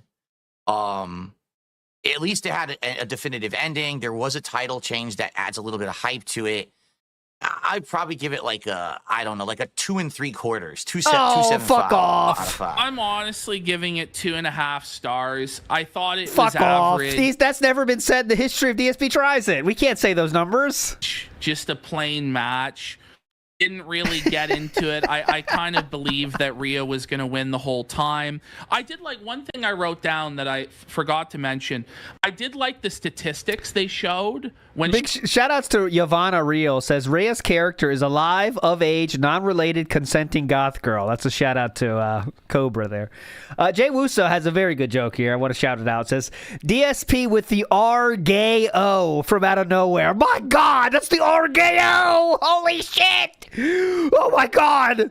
It was going very heterosexual there for a moment, but oh good God, it's the R-gay-O. Holy fuck. He's broken his penis in half. She came out that Rhea had only lost twice since 2022, and both of the matches were to Liv Morgan. I thought that was kind of cool. Okay. And after Undertaker, American Badass, Chad Gable was backstage. He cut like a very mediocre promo, in my opinion. Pierce was like the GM back in the day. I like wasn't. That was after, when I was watching. No. Wasn't it? That was back in like 2003. They made Adam Pierce the general man. By God, he's busted on his cheeks. We got a full back shot here from RKL right on DSP Gaming. Manager of Raw for like, I think he was only GM for like 2 weeks. He was like some throwaway fucking. Why is that funny? I think he was only GM for like 2 weeks. He was like some throwaway fucking jabroni authority figure. They've now brought him back. People really seem to like him as the authority figure. I think he's okay. So apparently there's going to be a match next week between Chad Gable and whoever. A mystery luchador. Yes, Pentagon, probably. Well, they showed, Pentagon. Nailed it, Phillip. Wow. People are going to laugh on the replay of that one. Be a match next week between Chad Gable and whoever. What? A mystery luchador. Yes, Pentagon. Nailed it. And whoever. A mystery luchador. Yes, Pentagon, probably. Well, they showed, Pentagon. Who is Pentagon? Where's he from? Okay, so Pentagon I first saw in Lucha Underground, and I don't know if you ever watched Lucha Underground. Okay, Bill. speeding up again. Of it, one, a long time ago. I love Lucha Underground, and I really wish it had got on a bigger network, or if it had got picked up by Netflix or got picked up by some streaming service. I thought it was a great show, had a really different presentation, a very cinematic presentation. It was being executive produced by Mark Burnett, who's done like Survivor and The Apprentice, and it was on Robert Rodriguez's network El Rey, and there were some great matches that Phoenix was in, like the match he had with Mil Muertes in the casket match they had was so good. Pentagon came in, he was just a badass wrestler, snapping people's arms. He had a great run in Lucha Underground. Then he had a run in TNA where he was in a feud. Him and his brother Phoenix were feuding with the Latin American Exchange. Do you remember LAX? Oh, I do. TNA? Yeah, absolutely. Yeah, so definitely. They did a new generation LAX. I love Hot Latina, so that was excited for this. Versus Phoenix and Pentagon Lucha Brothers feud. It was a great feud that they had in TNA. Now that was like late stage TNA. I think that was like 2017, 2018. So I really love these guys. I had a lot of hype for them, and they debuted in AEW. And it just never really went anywhere. Now, they had some matches in AEW that were good, but there was a lot of shit where there was no restraint, and it went way too far with moves. Like, there was a match, I think, was it Pentagon and Orange Cassidy, where they just kept doing Canadian Destroyers over and over and over and over again. But essentially, the Lucha Brothers, I feel, flopped in AEW. All the hype came out of them, and they wanted to leave. And one of the big things about AEW was how moral a promotion they were, how wonderful they were. They were I heard about the this. wrestlers They wouldn't better. let him out of contract. They've locked him in, right? So he had to stick around for like a whole extra year or something. He couldn't leave. Yeah. Huh. Yeah. So they, We gotta start the next poll is how will Triple P react to Philip's comments? In this case, we get the classic, yeah. So anyways. Yeah. Okay. So, anyways, I was talking about. Yeah. He had to stick around for like about wrestlers. They wouldn't let him out of contract. They locked him in, right? So he had to stick around for like a whole extra year or something. He couldn't leave. Yeah. Huh. Yeah. Oh, they always talk about WWE was the prison. They would hold wrestlers. Yeah. So, anyways, against their will. Well, now AEW has become the prison. Wow. And Tony Khan is holding wrestlers against their will and not allowing them to leave the company and go other places. And, in a lot of ways, Tony Khan and AEW became every single thing they hated and criticized WWE about. That promotion back in 2021, 2022, I started to think, are they going to be a real competitor to WWE? Are they going to, when they had CM Punk come in, they had Daniel Bryan come in. Right. And it was, and they had like their own homegrown stars, but eventually they fell into a lot of the same traps TNA fell into. And they relied on bringing in WWE guys instead of building their own, and they've fallen off. That's exactly what TNA did. And then they did follow right in that same suit, I guess. Yeah. Yeah. So that's a 2 streak. We got a 2 combo. Yeah. We got a run of 2 yeahs and trying to change the topic in a row here. Listen to this one here. Right in that same suit, I guess. Yeah. Yeah. So do people actually Yeah. So anyways. think Pentagon is going to be who's going to wrestle Gable? Because someone in chat just made a point. Andrade, maybe. Is Andrade a free agent now? He is. God, like, can we just let Andrade die? Like, please. This guy, everywhere he goes, he's a locker room cancer. He's a distraction. He goes one company to the other company. I've never been that interested in him. There are a million spot monkey, fucking Hispanic luchadors that could do exactly the same shit he does. Tell me, when has fucking Andrade ever cut a promo worth of shit? Tell me what storyline he was in that you were interested in. But he's married to Charlotte Flair. Right. So we all have to endure fucking Andrade's garbage. Fuck that. Then we had Jey Uso versus Drew McIntyre, Phil. Yes. Yes. Phil, your take? I wish the only thing, because Triple P here is very clear. Triple P loves wrestling. He wants to talk wrestling. He teamed up with DSP here to give it a little more juice, let's say. But what he needs to do is find another person that likes wrestling like him and do a show with them because he'll be having a lot more fun, right? Or maybe just do it his fucking self. But what we need to do for us is he needs to let Philip take the lead on takes because Philip is lost and drowning without Triple P saying his take first, so Philip just piggybacks off what he's saying.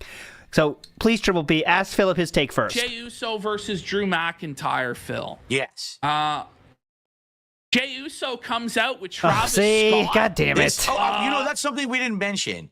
The new theme song of Raw. I was like, oh, come on. This is what they selected. I'm from the era. I can't play that, but Okay, again, back to I come from the era. You're great. You're a great storyteller, entertainer when you constantly begin every comment you have with how it relates to you 20 years ago. He's done that 18 times today. The guns, the drugs, and my generation, the hard rock shit. It's the theme of wrestling. It's always been like the theme of wrestling.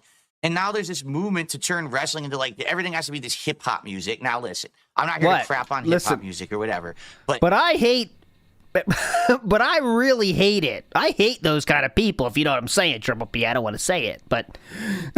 Even the vibe of the song they selected for Raw from Travis Scott, it's one of his songs, doesn't seem to fit pro wrestling for me. It's weird. It's a different vibe. It's like almost a relaxing song. Like, I want to hear that. Anyone agree or disagree with that? I can't play it.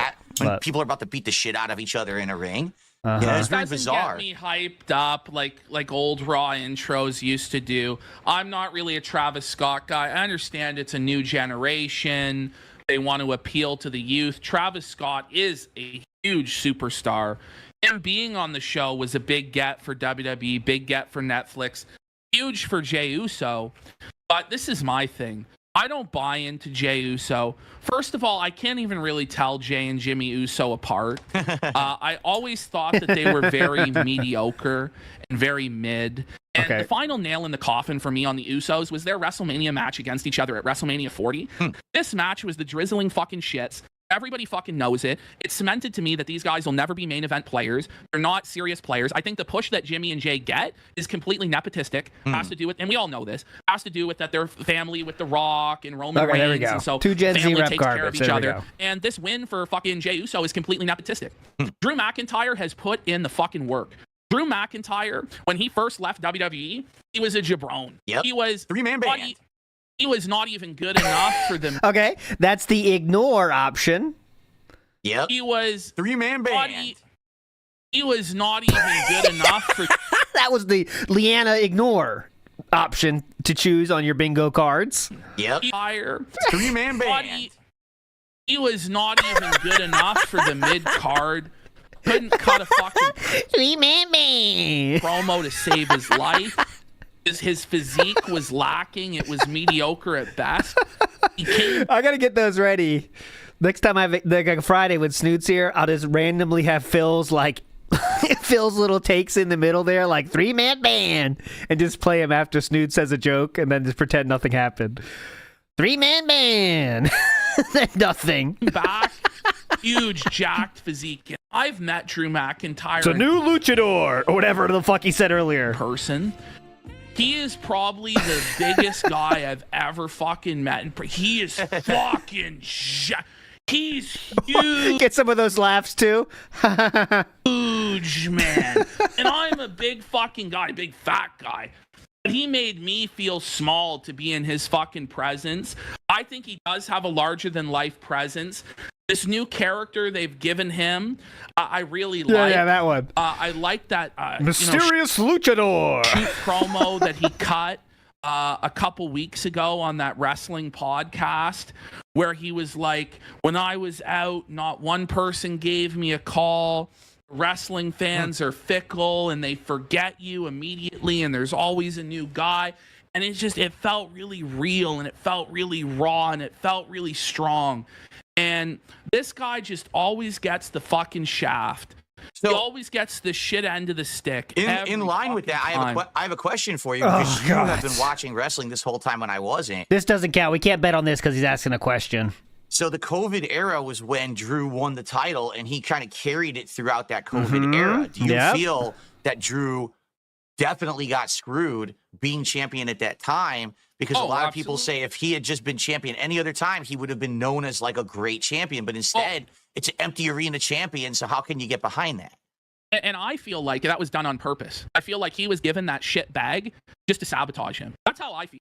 I feel like they didn't want to, put the belt on their real favorites during that time, because then they would get exposed and felted during that era. So it was Drew McIntyre's cross to bear. Wow. And he always has to bear that cross. And where I just knew that they would never, ever give him what he, what I feel like he earned was the Clash at the Castle match against Roman Reigns. He probably should have become the champion that night. And if not, why book that match? And the fact that he fucking lost that match, like, it eternally buried this motherfucker. And he's been grinding back from that ever since. And again, I started to get into his character over the last couple months again. And now on the, Netflix debut of Raw, I'm glad he got featured. But again, he lost. He's a jobber to the stars, to the people that they actually want to push. And he's never going to be the main event big-time player, I don't think. And this is another sign of that. This match made me scratch my head, because, again, now I've been out of it for 5 years. Okay, so here's the options. Totally ignore, yes, and move on, or legitimately answer the question. Those are your poll answers. So, yes, move on, totally Leanna ignore, or legitimately answer the question. Here we go. And again, he says, listen, I've been out of it for so long. No, Giraffe, no gold dust. No gold dust to be had. Some funny moments, but nothing. Don't go back. This match made me scratch my head, because, again, now I've been out of it for 5 years. When I was watching back then, it was just the Usos were a tag team. They were one of the greats. Definitely. They were there with New Day and everyone, going back and forth, having these real Triple P awesome tag checking team matches. out already. I'm well aware of the Bloodline plotline and how they got more featured Triple during P that ignoring. era. But I just don't understand how he's like a main event talent. I'm not saying that he's a bad wrestler or whatever, but he comes out to, first of all, that was what's known in the business as a moving on, yeah. So when you say that, you're letting someone know that I'm kind of ready for you to be done talking. It's very subtle, but that was one of those that happens. Like, yeah, I'm kind of ready to talk now, so could you wrap it up, please? I'm not saying that he's a bad wrestler or whatever, but he comes out to, first of all, his theme song is the old Usos theme song. Oh, God, like, it's the same everyone cares. Day one-ish. I'm like, so you basically running true. with the same shit from before. Yeah, nothing's really changed. You get the same mentality. Didn't work. Gotta say yeah again. Say yeah again. Now he's just doing it by himself. And it's the same moves and the same stuff. And I'm trying to scratch my head. I'm like, so why is he a main eventer? Now, I missed it. Maybe there was a good reason, but I just couldn't really get into the match that much, because it was kind of like no title was on the line. Didn't seem like there were any stakes for the match whatsoever. And I didn't understand why Jay was a main eventer, so it was kind of a big question mark for me. Yeah. I just didn't like the finish of this match, because basically Drew. He gave an answer. The only thing he missed was when Triple P tried to push him on the female stuff. He did try to push him and get his take on it, so that's worth watching. But that's literally it. Let's get some skip juice back here. Funky Monk in the house says, amazing seeing them not beg. Pure happy fellas here. Well, Funky Monk, you must have missed the beginning of the stream, because there was definitely some Kino Casino style begging in the beginning. But yeah, not since then. AM Allied Master Computer says, Triple P and Phil are why I hate wrestling fans. Okay. Well, I will say this. At the very least, you could tell Triple P is passionate about this topic. And that gives you a little bit more interest in any topic when someone is passionate about what they're talking about. But yeah, I mean, I don't care. But it's a big difference. It's like shockingly contrasting to Phil, right? Because Triple P really does like this. And Philip has no idea what he's talking about, except for bringing up shit from 20 years ago that he kind of like, yeah, when I was watching this, but doesn't add anything. Grimner says, upcoming segment making this whole thing worth it. Is that a promise, Grimner? We're not that far behind, brother. So we're like less than 5 minutes behind. What are you talking about? All right, we'll see. Grimner says we got some hype coming up. The shit out of him, dominated him. Was that really in the past? And then you past? have the cheap roll-up finish. Yeah. I didn't like that. Would have liked a more definitive finish. Would have liked to see Drew win clean. But we have in chat, House of Rebellion says, say what you want about being shafted, but Drew has been champion 3 times. He's held the big belt, which some people can say they've never done, and he's got plenty of TV time. So, Drew has got his opportunities, and maybe he's just never meant to be that iconic guy, because his promos, again, still are not at main event level. He's still now I'm not using my juice quite here. there, but I feel like he's on the verge of breaking through. But part of it is that he's Scottish, and I don't know how much, they want to push a guy who's Scottish. Who fucking knows? Match was kind of give it like 2 stars straight up. Like, low-level match, shitty finish in my opinion. Yeah, I would really say like out of all the matches of the night, it definitely was the worst. And I was going to say it was about like a 2 1/4 for me because I couldn't get into it. I didn't understand What is this new? What is this new rating system? 2 like almost like a 1/4. throwaway match. Maybe if I was into Jay, I would have cared. But it didn't seem Galactic important. Donuts it says Drew is the best promo right now. What is he talking about? Yes, he is a really good. But is he at the level of promo where he is the face of the company? That was a Leanna ignore, by the way. To be, to replace a Roman Reigns, to be a Cena, to be a Rock, to be an Austin, to be a Hulk Hogan. That's the standard that I'm judging him by. Because for what he's got, he's at that level to be champion a few times, but to be the face of the company, that's the standard by which I'm judging him, okay? So I just want to make that clear. Let's do some quick shout-outs, and then we'll get to the next segment. We've got, Philip's favorite segment. Fucking sucks. But it's terrible for boxing. All of my boxing matches are now over in Saudi Arabia, and it's all weird, and the crowd fucking sucks. But they are making the matches happen because they have the money, so I have to respect the sheik over there. So we got a review felt in North Korea with a $5 super chat. Says, let's get some subs today. Very 2 quick tips, and then we can continue on here. Okay. We got a $2 2 quick tips means slow. tip. No, I'm not doing a level 1 podcast today. I already announced that I'm not doing a podcast today because this is the premiere of our wrestling commentary show, but thank you for the $2. And then I received a $20 tip from Mars Inhabitant who says, this is a great show, guys. Thank you so much, Mars Inhabitant. Appreciate that. Cool.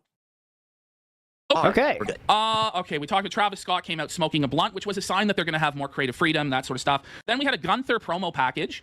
Are you familiar with Gunther at all, or as he was Walter in NXT? I knew of him as Walter in NXT. At that time, he was much heavier, right? And yes. I still liked his work. Like, I thought his work was great, but he wasn't really doing good promos or anything back then. So this actually, for me, was... He was a bigger guy, but I liked his work.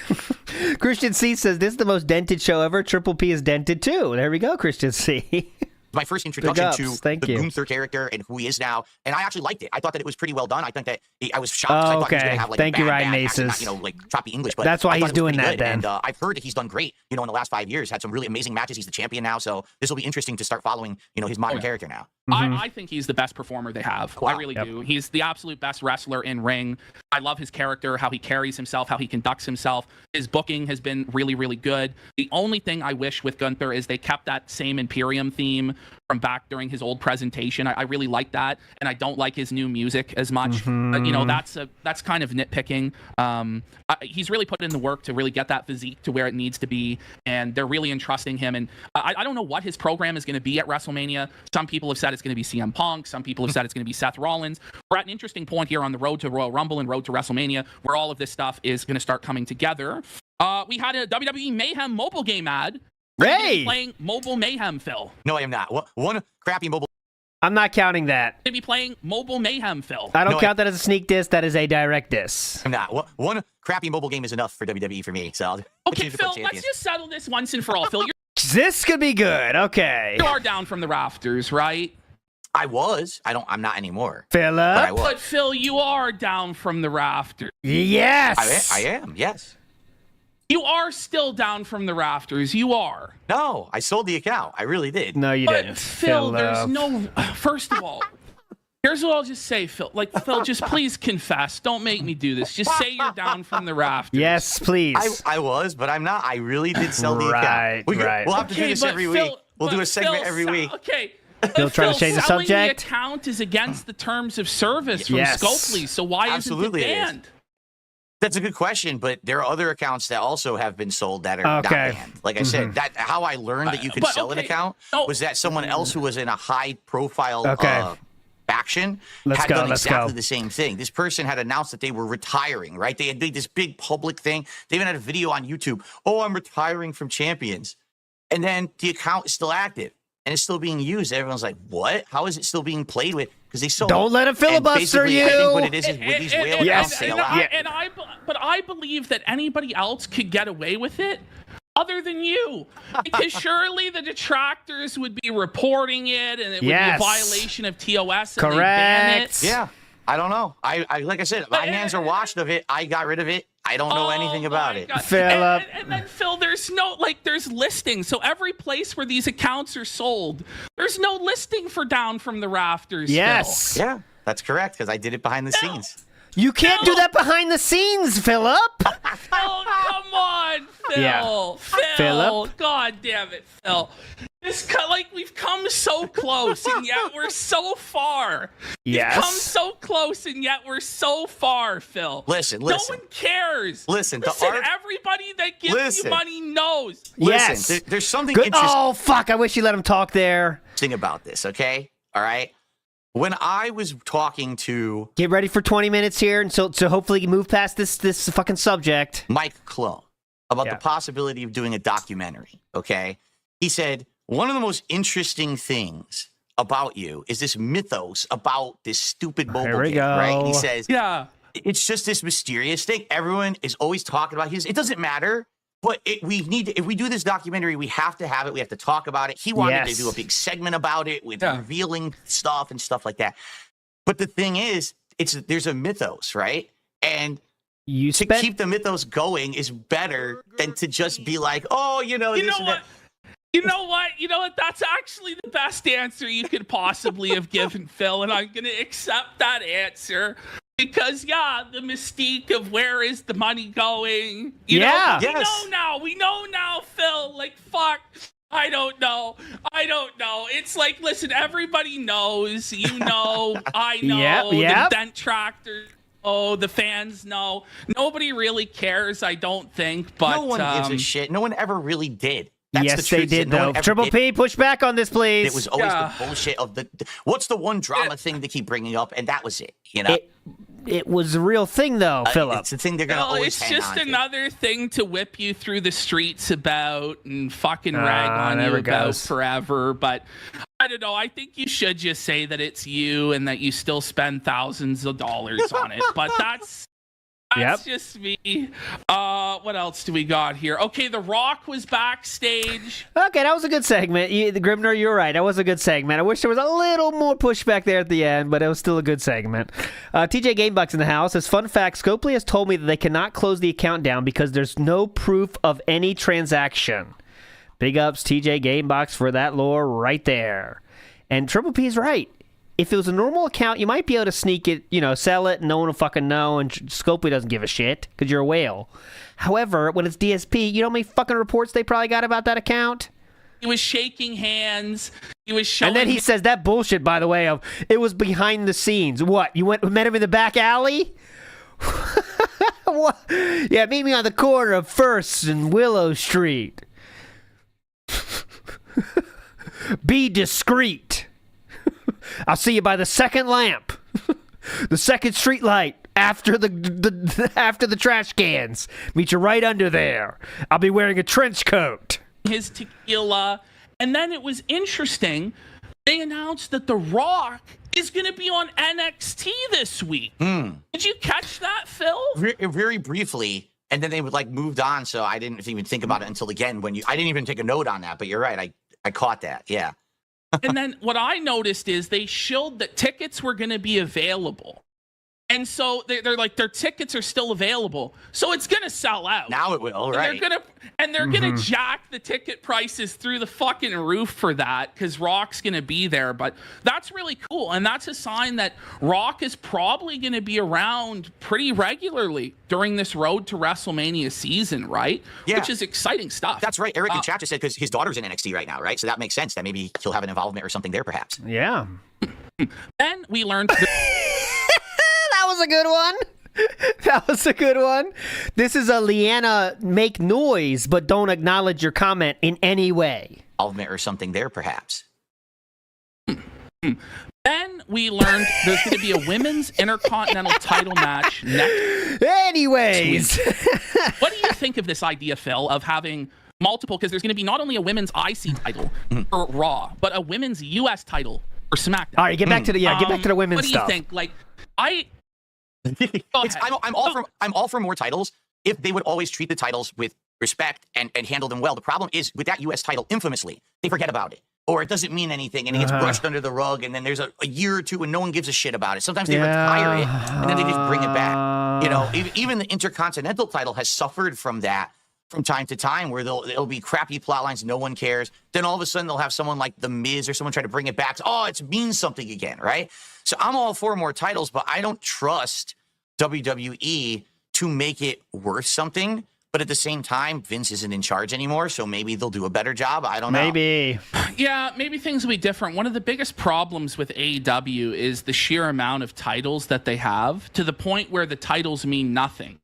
Not only do you have AEW titles, world title, tag title, continental title, then there's an international title, then they have the ROH titles, they have Ring of Honor titles, even though Ring of Honor is like on life support. Then they have titles from Japan showing up on their show. They have titles from Mexico showing up on their show. I'm not even, there's so many different titles from Japan everywhere showing up on their show. It's like, okay, we're having a match for the ROH Pure Championship, a federation. How long is this show going, by the way? We've been going a long fucking time. I got to be out of here in 40 minutes, by the way. My deadline is 5:30 p.m. That hasn't really existed in any legitimate way in 10 fucking years. Doesn't mean anything anymore. But okay, we're supposed to pretend that this fucking matters. Now, for the women, the women's division has always had a problem where essentially the only woman who ever gets a storyline is the woman who's champion. And all the other women basically sit and fucking spin, waiting for their chance to be the champion or the challenger. Right. So, but the thing is adding this mid-card fucking who's champion where and only woman who ever gets a storyline. Hold on, it's worth it. We need some energy back, so I'll get it for you. Hold on. Ready?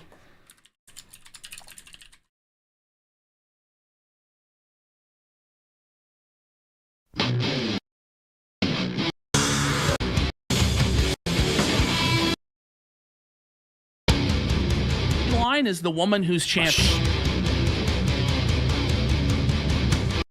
Oh fuck! I can't do both. God damn it! Hold on, I'll fix basically it. sit and fucking spin, waiting for their chance to be the champion or the challenger. Right. So, but the thing is adding this mid-card title really going to fix that?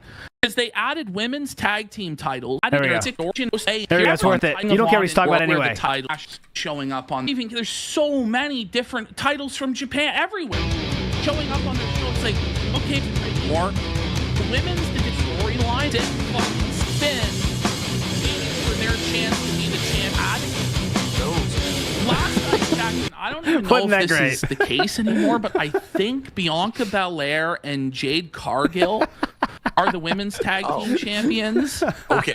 Which are two women that they do want to push and they do want to showcase. And I don't know how much they've been showcased because I haven't been in touch with the week-to-week product as much in the last number of months. But it just feels like to me that this is like throwaway stuff. I will say, they showed Tiffany Stratton in the crowd. That she had cashed in the Money in the Bank and won the women's championship. And I'm excited for that because I think she has a pretty good character. At least she has some character. She has some gimmick to her. She's this rich, spoiled bitch character. I think she's really, really good. And I'm happy she's champion. But I don't know if these mid-card titles are the fix to the issues with the women. I think what would actually be the fix, more so than titles, is to actually write them stories. How about we write them stories first, and then we'll worry about belts later. But whatever. Yo, good to see you here today. Are you ready for this? Yo. You know what time it is. Yes, Jay. It's time to go. Shout out to all my niggas from Guadalajara, Acapulco. I'm cruising in my blue Corolla. There you go. That's going on. There's some headbanging. Okay, Hulk Hogan comes out. Hulk Hogan comes out, Phil. With Jimmy Hart. Oh, they got to be together as well. With Jimmy Hart. And, man, poor Hogan, bro. Yeah. They basically set this motherfucker up. Oh, yeah, so I wanted to hear his take on this. So I did know the details of this. So Hogan got booed pretty badly, and it was in California, which, as you might expect, with Hogan's recent political leanings, he might not get the biggest response there. So, and he's also selling a beer. So I hope Philip would say that he's shilling out for beer. I know we don't like shills, Philip, but I do want to hear how Phil handles this, because on one side, on one side of the spectrum here, and I do mean spectrum, Triple P, is more right-wing leaning, and Philip is more right-wing leaning, trying to appear more right-wing leaning, but it's also, Hogan was literally there just to shill. So how is Philip going to navigate these dangerous waters of his take? Let's see. Poor Hogan, bro. Yeah.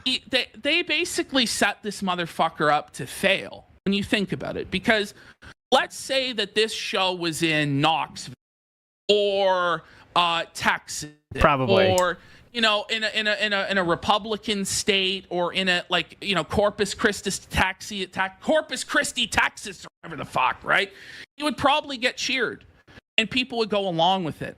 But they put him in the single most progressive state in the city in the United States, in LA. Well, Philip, I thought it was Seattle. In front of all these liberal actors, Yep. Hispanic audience. Well, he's like showing up to LA in MAGA gear and stuff. MAGA Towers. His shirt said mega powers instead of mega powers. MAGA powers.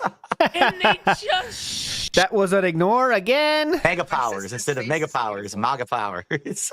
And they just Leanna, ignore. shit on him, dude. And he was trying everything to get a pop. He was shouting out Macho Man. He was throwing out this name, that name, trying to get them to cheer. And they wouldn't fucking do it. And the worst part of it all was Hogan goes to do the fucking shirt rip, bro. He can barely rip the fucking shirt. He looks 100 fucking years old. Then as he's like leaving in shame as they boo him out of the fucking building, his shirt isn't fully ripped and it's around his ankles. Yeah. So he's like waddling away. It looks like he has his underpants around his fucking ankles. Oh God. And Who was that? Yeah, I think it's worth saying too that people don't like Hogan in general because of there's a lot of shit coming out about Hogan, about him just being an asshole his whole fucking career. Like the Lies of Hulk Hogan is a good YouTube video if you haven't seen it.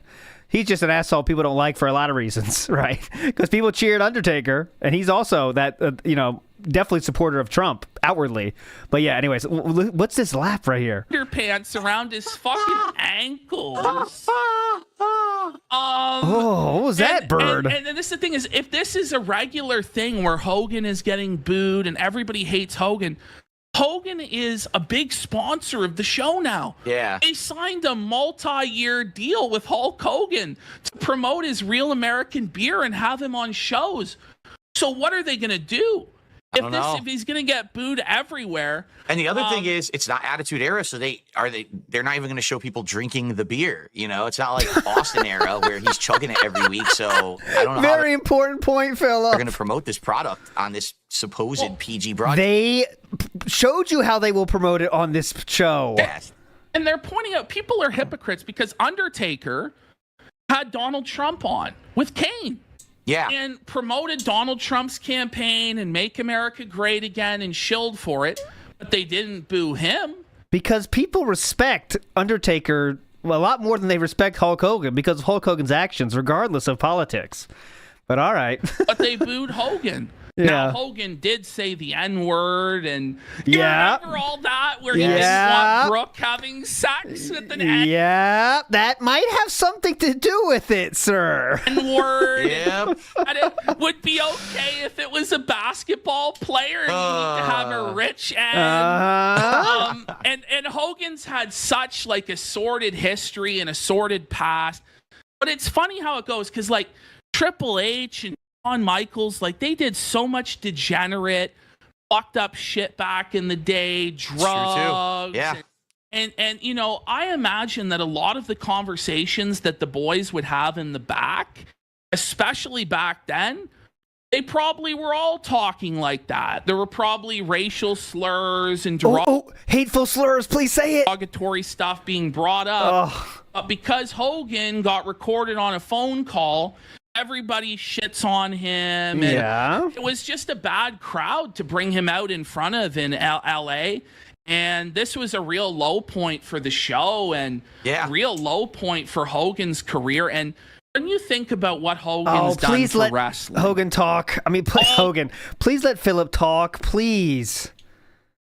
Career. And when you think about what Hogan's done for wrestling, all of the memories, that was him, not me. All of the matches, all of the money, a 40-year career. Right. But who remembers it? That's the sad fact. All you remember is what you heard recently.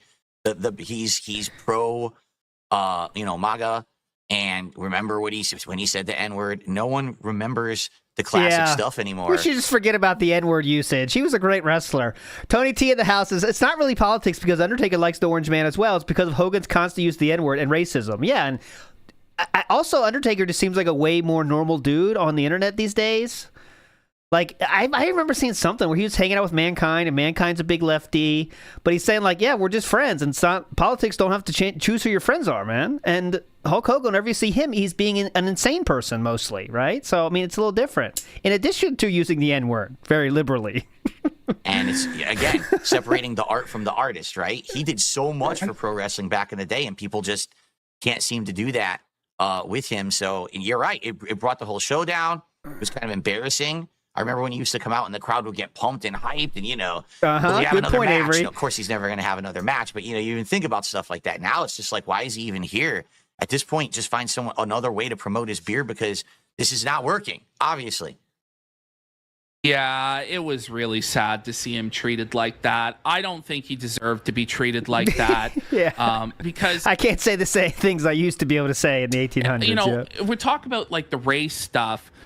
He's come back several times since then and been cheered. Yeah.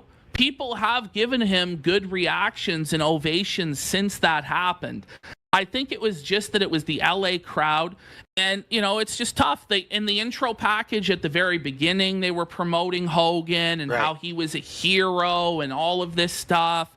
And it's just a shame. But I think part of it is, too, the audience is just different for wrestling. It's the guys who grew up with Hogan, they're in their 40s now, their 50s now.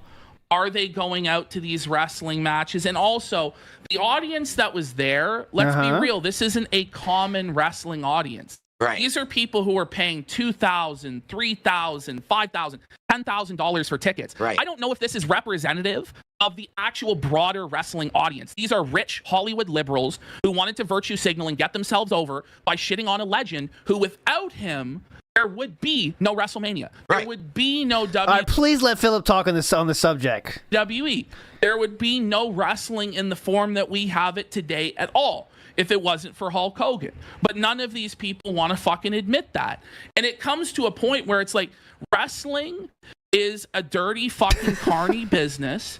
And some of the people who made wrestling the best that it's ever been were dirty, filthy, flawed, carny fucks like Hulk Hogan and Vince McMahon. And I don't know how you can have a WWE without Hulk Hogan and Vince McMahon. Yeah. They are WrestleMania. You don't want... I don't want to respond here, but that doesn't mean we have to cheer them when they come out if they do fucked up enough shit, man. You think people should cheer Vince McMahon when he walks out? Holy shit. Thing. You don't want history to repeat itself or continue to make the mistakes that those people have made, but at the same time, you don't just erase the things those people have done because today you don't agree with those mentalities, back then, probably that was a common thing. Now, the locker room mentality, everyone talking shit, everyone going overboard with the kind of stuff that they said, but is it acceptable today? No. But does that mean that you cancel the person entirely? I missed the point where giving someone $1 million sponsorship and letting them get on the biggest platform in wrestling history, probably with that Netflix show, is canceling someone. I missed that part. But is it acceptable today? No. But does that mean that you cancel the person entirely for having that mentality when they grew up? So booing is now canceling. Okay. During that era. How many of us have, and I know this is going to make Hogan sound really old. How many of us have grandmothers, grandfathers who talked that way? Does that mean we hate them? We will never speak with them ever again? Or do we just, all right, it's a bygone era, we're different, but that doesn't mean we cancel these people from existence because they had those kind of thoughts. But this is the thing is, how soft and how sensitive are we going to get about stuff? Because when I was growing up, which wasn't even that long ago, we all said the F slur, and we all said shit's gay, this is that. But now that's not politically correct. It was completely I love saying that. Trust me, I said that on many videos. Yeah. So I also didn't say hateful slurs, though. Question of how far are we going to go with this stuff. Now, I know Hogan has said some pretty crazy shit. Hogan has also been a big-time locker room cancer, and there's a lot of stories of him holding people down or sabotaging people, stuff like this. But at the end of the day, it is Hulk Hogan. and there is no WWE without Hulk Hogan. So, and that's the thing is the question is how we're going to grapple with Vince McMahon's legacy too. Because are they going to... I don't think there's no grappling required for someone that factually sexually abused many people, honestly, but all right. Erase him from the tape libraries? Right. Is he the next? I don't even think that. I think, like, yeah, it's okay to boo him, though. You know what I mean? I don't think there's just, like, I think booing's okay, honestly. In my opinion, booing someone is pretty okay. It's just noise that goes in their ears. Benoit at this point. I mean, jeez. Yeah, are we going to do that with Hogan? Yeah, let's get Benoit going. Hell yeah. Holy shit, that's Benoit music. He's really cool. Is he the next Benoit at this point? I mean, jeez. Yeah, are we going to do that with Hogan as well? Yeah, like, bring Benoit where does it stop, right? And so I believe that because of those guys' massive contributions, they still do deserve to be celebrated. And I feel like in a different arena that isn't LA with $10,000 tickets, he would have been celebrated. But I know that's a controversial opinion. I know a lot of people are upset about the election right now as well. And it didn't help matters that Hogan showed up in LA in MAGA gear. This feels so long. Like, I don't know why we're still here. It feels like maybe Triple P's trying to bait out something here. I can't tell, but this is going on way too long. And it didn't help matters that Hogan showed up in LA in MAGA gear. Right. So he kind of it was all over social media. It was all over. In a way. Yeah. It was all over the internet. Okay. Finally. That was a Leanna ignore. Didn't even get the he just got okay. Big up's 4 minutes or less. That was my nickname in college, by the way. He said he's not going to mention Hulk Hogan fired a black model and she was hired to promote his beer at the event. I fired a black model and she was hired to promote his beer at the event. Yeah, we're not going to talk about that. No, it seems like he's not. Big up's 4 minutes or less. Great name, though. Wait, he's not going to mention Hulk Hogan was fired. Let me make sure I understand this correctly.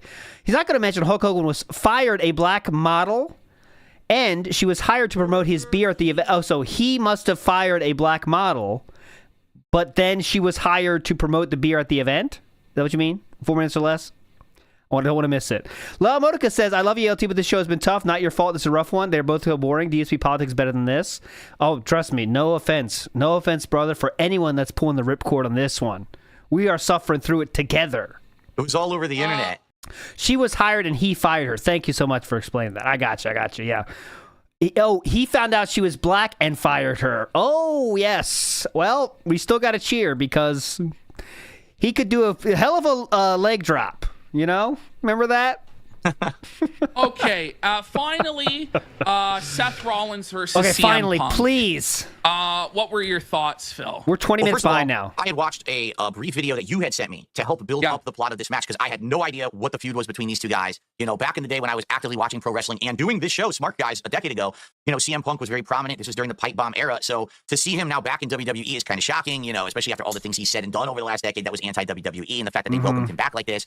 And this plot that Seth stayed behind and kind of held the company up and was the company man while CM Punk left. And, you know, and everyone has a different opinion too, right? Like some people actually don't like CM Punk and say he really did run with his tail between his legs. He took his ball, he went home, he ran, then he went MMA, he failed at MMA miserably, right? He sucked at that. Then he went to AEW and he was a cancer in the AEW. Everywhere he goes, this guy's failing. And now he's back in WWE. So a lot of people don't like him. 4 matches total? Holy shit, that's it? Still to this day. What else they doing all that time? Chant CM Punk every moment because they love this guy so much. He really was like the hero of the people back in the day. So I like the idea of the match.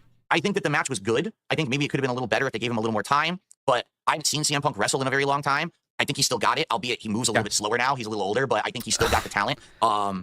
Overall, I really like. So far, DS full age. And also, if a girl has too many tattoos, RKO. Well, he's a little older, but I think he still got the talent.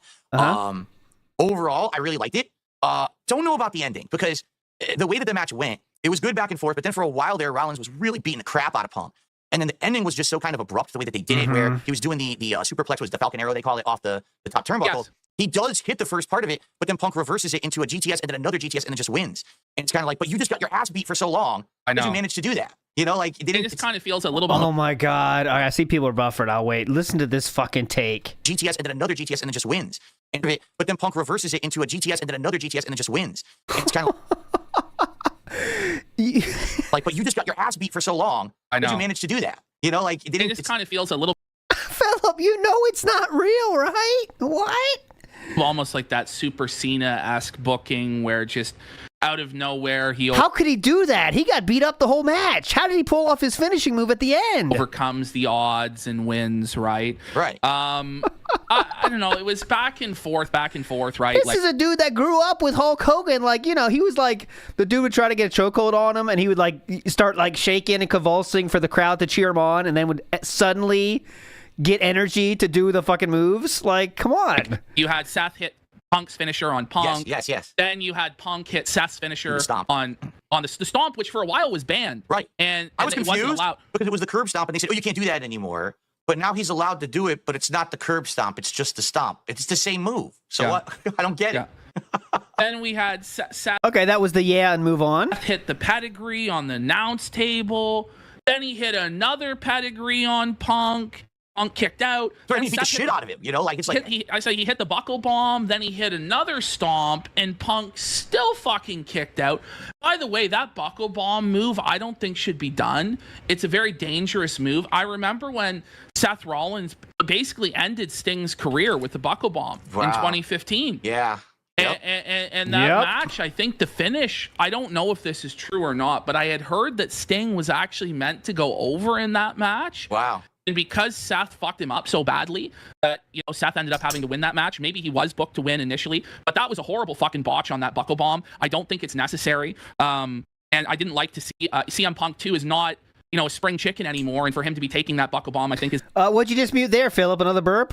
Necessary. And I didn't like to see CM Punk 2 is not, you know, a spring chicken anymore, and for him to be taking that buckle bomb, I think is a bit much of a risk, especially since he's been injured so many times recently. But then Punk hits 2 GTSs in that sequence. I would never have known this, but you know, the WWE fans the wrestling fans of today, they're all about their poetry and their callbacks. It was actually a callback to the finish of CM Punk and Jon Moxley in AEW.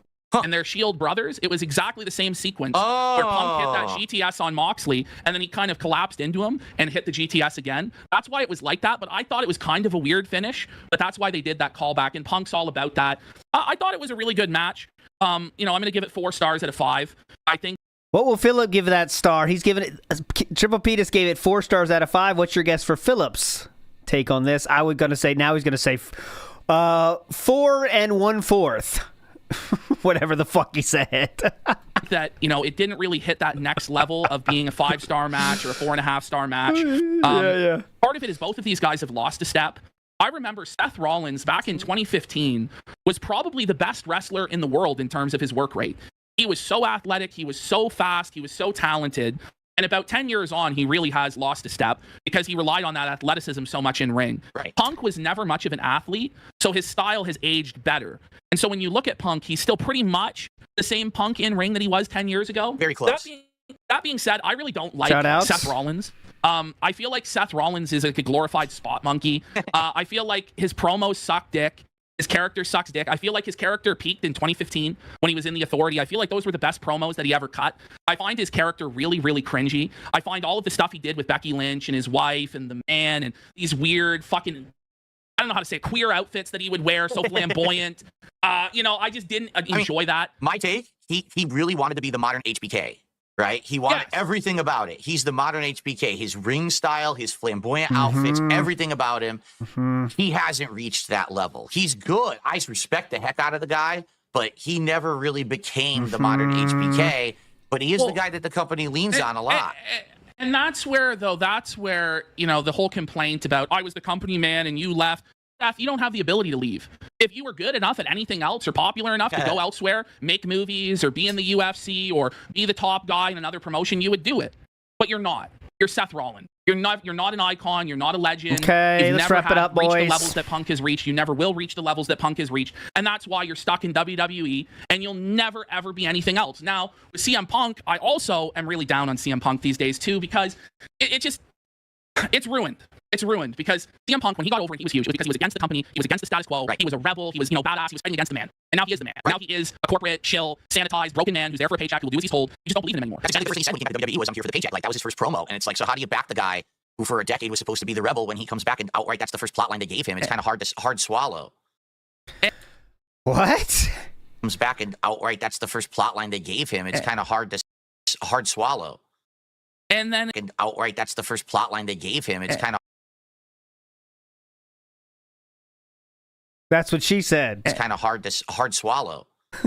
And then he's not even a heel doing that. Right. Because there's a way to do that, like when Mick Foley was like Mankind, like the corporate kiss ass of Vince McMahon and stuff like that. Or when Austin turned heel, even though that kind of was bad for the business for Austin to turn heel, he was that like kiss ass, kissing Vince's ass and shit like this. Punk's not even really embraced that heel aspect. He's still kind of like a baby face. I gotta speed my text up, CM actually. Punk as I used to be. And then also CM Punk has gotten really political. And obviously my politics are diametrically opposed to his politics. I try and overlook that, but he really gets cringy about his politics, man. And it's the same thing. I really like Jim Cornette, but his podcast, it gets going about politics and Donald Trump and this and that. And, Republicans buy sneakers too. So you can't just be so upfront in an entertainment product like this about politics and expect there not to be some backlash. So, the match was good. I give it 4 stars out of 5. We'll see where these guys go from here. But, in 2025, CM Punk and Seth Rollins, I feel like they're both past their prime. Yeah. I would say I liked the first match and this match equally, but for different reasons. Like the first match felt like the perfect Raw match with some good in-ring work, a plotline that ended and was a really good plotline that had been going on for a while, gave it closure. You got the interference from everyone, so other people are getting involved. You get introduced to those people. This match was the flip side of that. It was just these two guys. Mano a mano, no interference, no craziness. It's just them going at it. They've got good ring work. They've got good chemistry. I don't think I got as much out of it as I would have if I knew all this background stuff. Like you're just talking right now. I don't know anything about Punk's politics. I don't know anything about any of this. So maybe I would have enjoyed the match a lot more if I had known a lot of this stuff. I was going to say I probably was going to give it 3 3/4 like I did the first match, because I'd say that for 3 3/4 me they resonated about equally. But the thing was there's really no payoff. Like, it didn't really matter who won this match. You know what I mean? There's no title change. This isn't going to change the course, I think, for either of them, that they got the win. So it was a good match, but I just wish that maybe there were more stakes involved, and that's why I don't think I would have liked it much. Homelander in chat says Drew versus CM Punk was better, and I agree. Drew versus CM Punk was a really, really good storyline, and that's where Drew, to me, really was elevated as well, but Phil didn't get to see any of that, which is kind of a shame. But that Hell in a Cell match that CM Punk and Drew McIntyre had was a really, really, really good match. Definitely. And this was a decent match as well, but it's not like anything amazing, like crazy that we've never seen before. It was a good enough main event match, and we'll see where these guys go from here. Phil, who were your 3 favorite performers on the show? Who would you say are your 3 stars of the show? It's a tough question. Okay, well, he wasn't there, but RKO's on my mind right now. Also, who else is hot? Macho Man and Hogan. Because there just wasn't a lot of wrestlers. 4 matches, right? So with only 4 matches, it's hard to call. I would say I really liked Roman Reigns here. I really like Randy Orton. I got to see him as that tribal. Well, he's not really the tribal chief anymore, I guess. Now he's the OTC. But to see him in that new persona, I hadn't seen this before. So to see him actually, become that character that everyone likes, I really enjoyed that. So I want to give Roman props for that. Yeah, definitely. He's gonna love that. Say, honestly, Rollins and Punk, only because these are guys I haven't seen for a long time, and they performed well, and they're good at their promos. Like, everything was in line. They didn't botch horribly or anything like that. In-ring work, that's probably the 3 best of the week for me.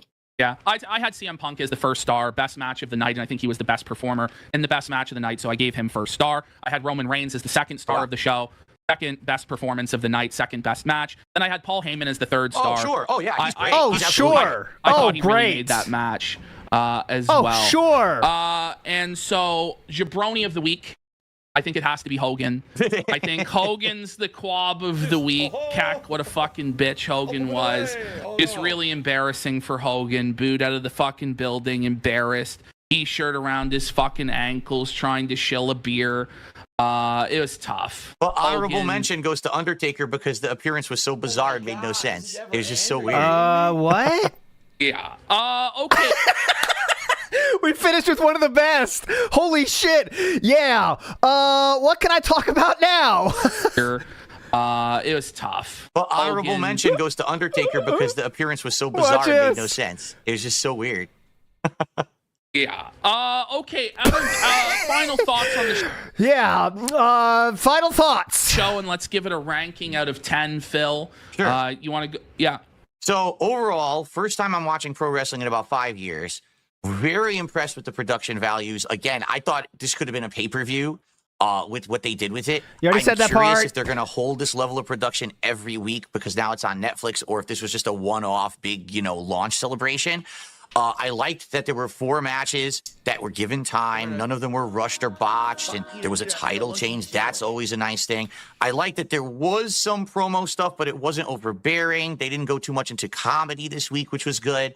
Overall, if you were presenting this to a brand new audience, I think this is an impressive work. Like, this was an impressive body of work that they showed, and it will get people to watch next week.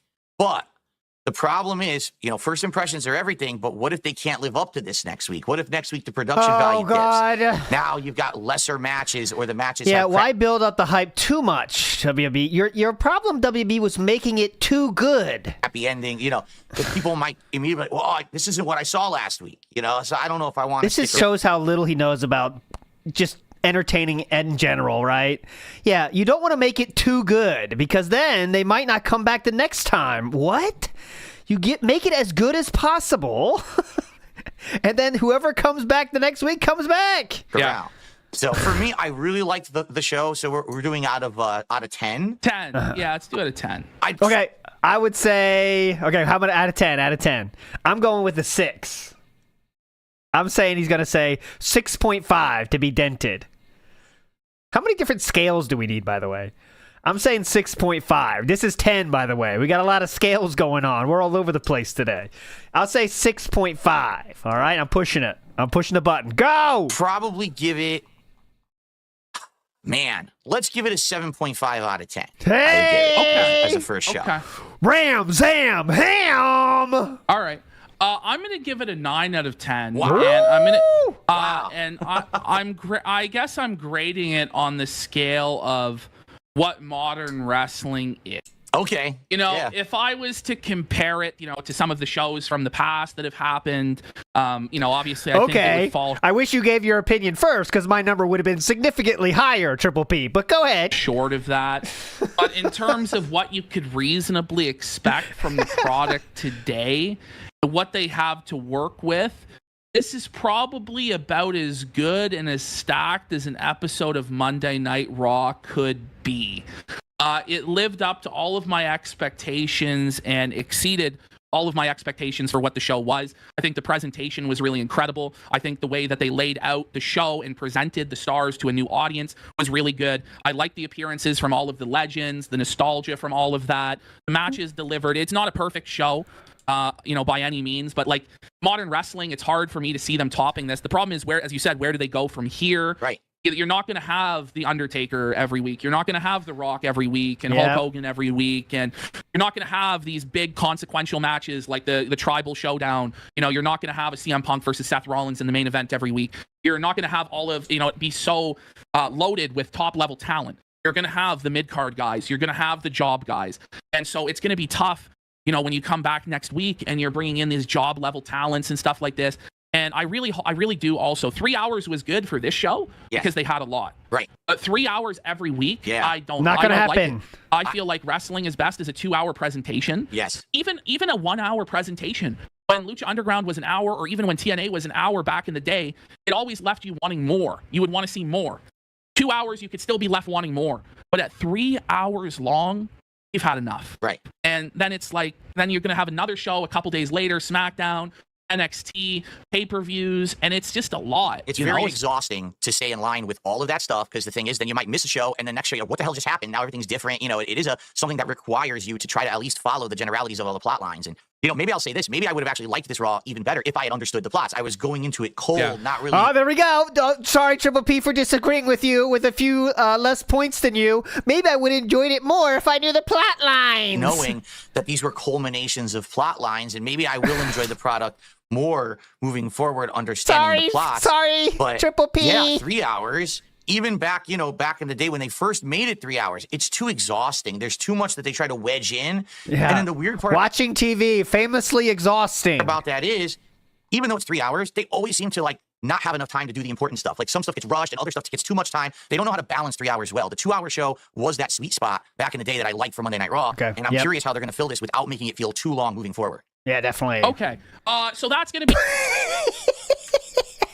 be... Okay. Feel too long moving forward. Okay. So that's going to be it, I think, for our... Legitimate disrespect right there. Legitimate disrespect. Okay. Moving on. Moving forward. Okay. So that's going to be it, I think, for our first edition of Smark, guys. We're getting, the chemistry going, getting the flow going, getting back into the swing of things. Oh, there's no chemistry. I think, the shows will improve. Bear with us as we get into Triple P understands it wasn't very entertaining, was it? The groove of things. But I had a really good time. I hope, Phil, you had a good time as well. Absolutely. And, this was great. It's refreshing. I haven't talked about pro wrestling in so long. It was something I said almost 30 words, so it was great. I haven't talked to another human being in months. It was great. that was a big part of my content over a decade ago. And it's cool now that these things are becoming more available. Like just having the Netflix, now I can watch Raw on demand whenever. It's easier than back in the day when you had to like DVR it and try to watch it and mess around with that. And if it's well received, it seems like the audience live today really had a good time with it. Thanks to everyone who supported this initial episode. Thanks for that. We might consider expanding depending, right now we did Raw, but like I said, I might have access to AEW. Please don't expand it. Our goal right now is Raw and at least the pay-per-views like Royal Rumble coming up. Yeah, please don't expand it. Royal Rumble, right? And that. I think AEW might be really good because we can really kind of tear into it and shit on it. Although Raw is I find that these are more entertaining when the people are shitting on it pretty ruthlessly. People like to have negativity and complain. It's this true. This was a pretty positive review of Raw. I'm excited about it, and so I'm being positive. But I feel like if we do AEW, people might be into seeing us tear it apart and shitting on the booking. And Bill's never seen it, but again, we're going to need the support for that. And this is a pretty niche show. It doesn't really appeal to everybody. Wrestling is a niche product, as we explained from the outset. And so because of that, who knows how much of this will do. But if the support is there, if the monetary support is there, then, who knows? We'll do all of it. But it's a big time commitment, especially for Phil, streams 6 days a week, 12 hours a day, it seems. Right. The Iron Horse there, the workhorse of streaming. Dark Side Phil, it's tough to make time. And we went long. Not counting that. We're still at 4 sneak disses. Long on this, too. What did we do, 2.5 hours? Yeah, but this is the first episode. I felt it was go long. I cleared my schedule to do it. Makes sense. I think as we get more into the gist of it, into it, moving through and being able to hit the topics faster, and we don't have the big intro and everything, it's going to be a smoother show, the more that we do it. It's going to, become more streamlined, so... But Lady Charisma had a good point. I think it would be better for him to go in cold and not with a preconceived notion that it's bad. It's true. We shouldn't go into it expecting it to be bad. We should have an open mind. Mind you, I haven't really watched AEW consistently in a long time now, 6-7 months at least. And I hadn't even watched the last couple pay-per-views from them.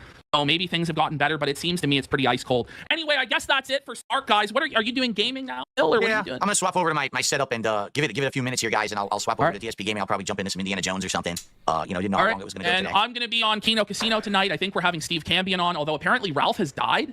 I've received word from Andy that Ethan Ralph may have passed away. What? And so that may have to supersede What on earth? That's I apologize. I laughed because I didn't realize if that was serious. I thought it was a joke. I don't know. No, I actually don't know. I think he might really be dead this time. Oh my God. So we'll see. Probably not, though. He's probably just passed out somewhere in the gutter or pissed his pants. Okay, we'll see you guys next week. Peace. Hold on. One last. Wait. Dank Sneed Pimp just gifted 50 subs. Yeah! I'm kidding. 50 subs at the end. There you go. We'll do an AEW show after all. Wow. Maybe we'll have to set a goal for that next week. If we get a certain amount of support, we'll have to talk it over on the business end of things. Sure. And see what makes sense and is viable for the schedule. But I hope you guys enjoyed it. There and you go. We'll see you on the next one. Peace. Very well-adjusted individual. Bye-bye. All right, my friends, that will do it. Big ups to Mickey Thor says, this is truly dented. You are correct. Shadow Slammer says, 3-man band. I will remember that 3-man band for sure. Big ups to David Ortiz, who says, they are truly the Siskel and Ebert of our time. Tricorder Transmission says, over and under on DSP actually giving Triple P is 50%. He definitely will if he promised it. That's one thing he will. Definitely do. And Joe Max says, workhorse, not a sneak diss? No, because it kind of made sense in that context, right? It wasn't like, I don't feel like he crowbarred it in or anything. I think it kind of did make sense in that context. I don't think it was a sneak diss. Anyways, that would only got us to 5 anyway. So 4 or 5 is the final number. But anyways, you're all legends. Thanks for chilling. We finished right before 5:30. We'll see you tomorrow for pre-stream. Possibly. Not guaranteed, so don't call me on that. But probably tomorrow I'll be here. Anyways, you're all legends. Bye.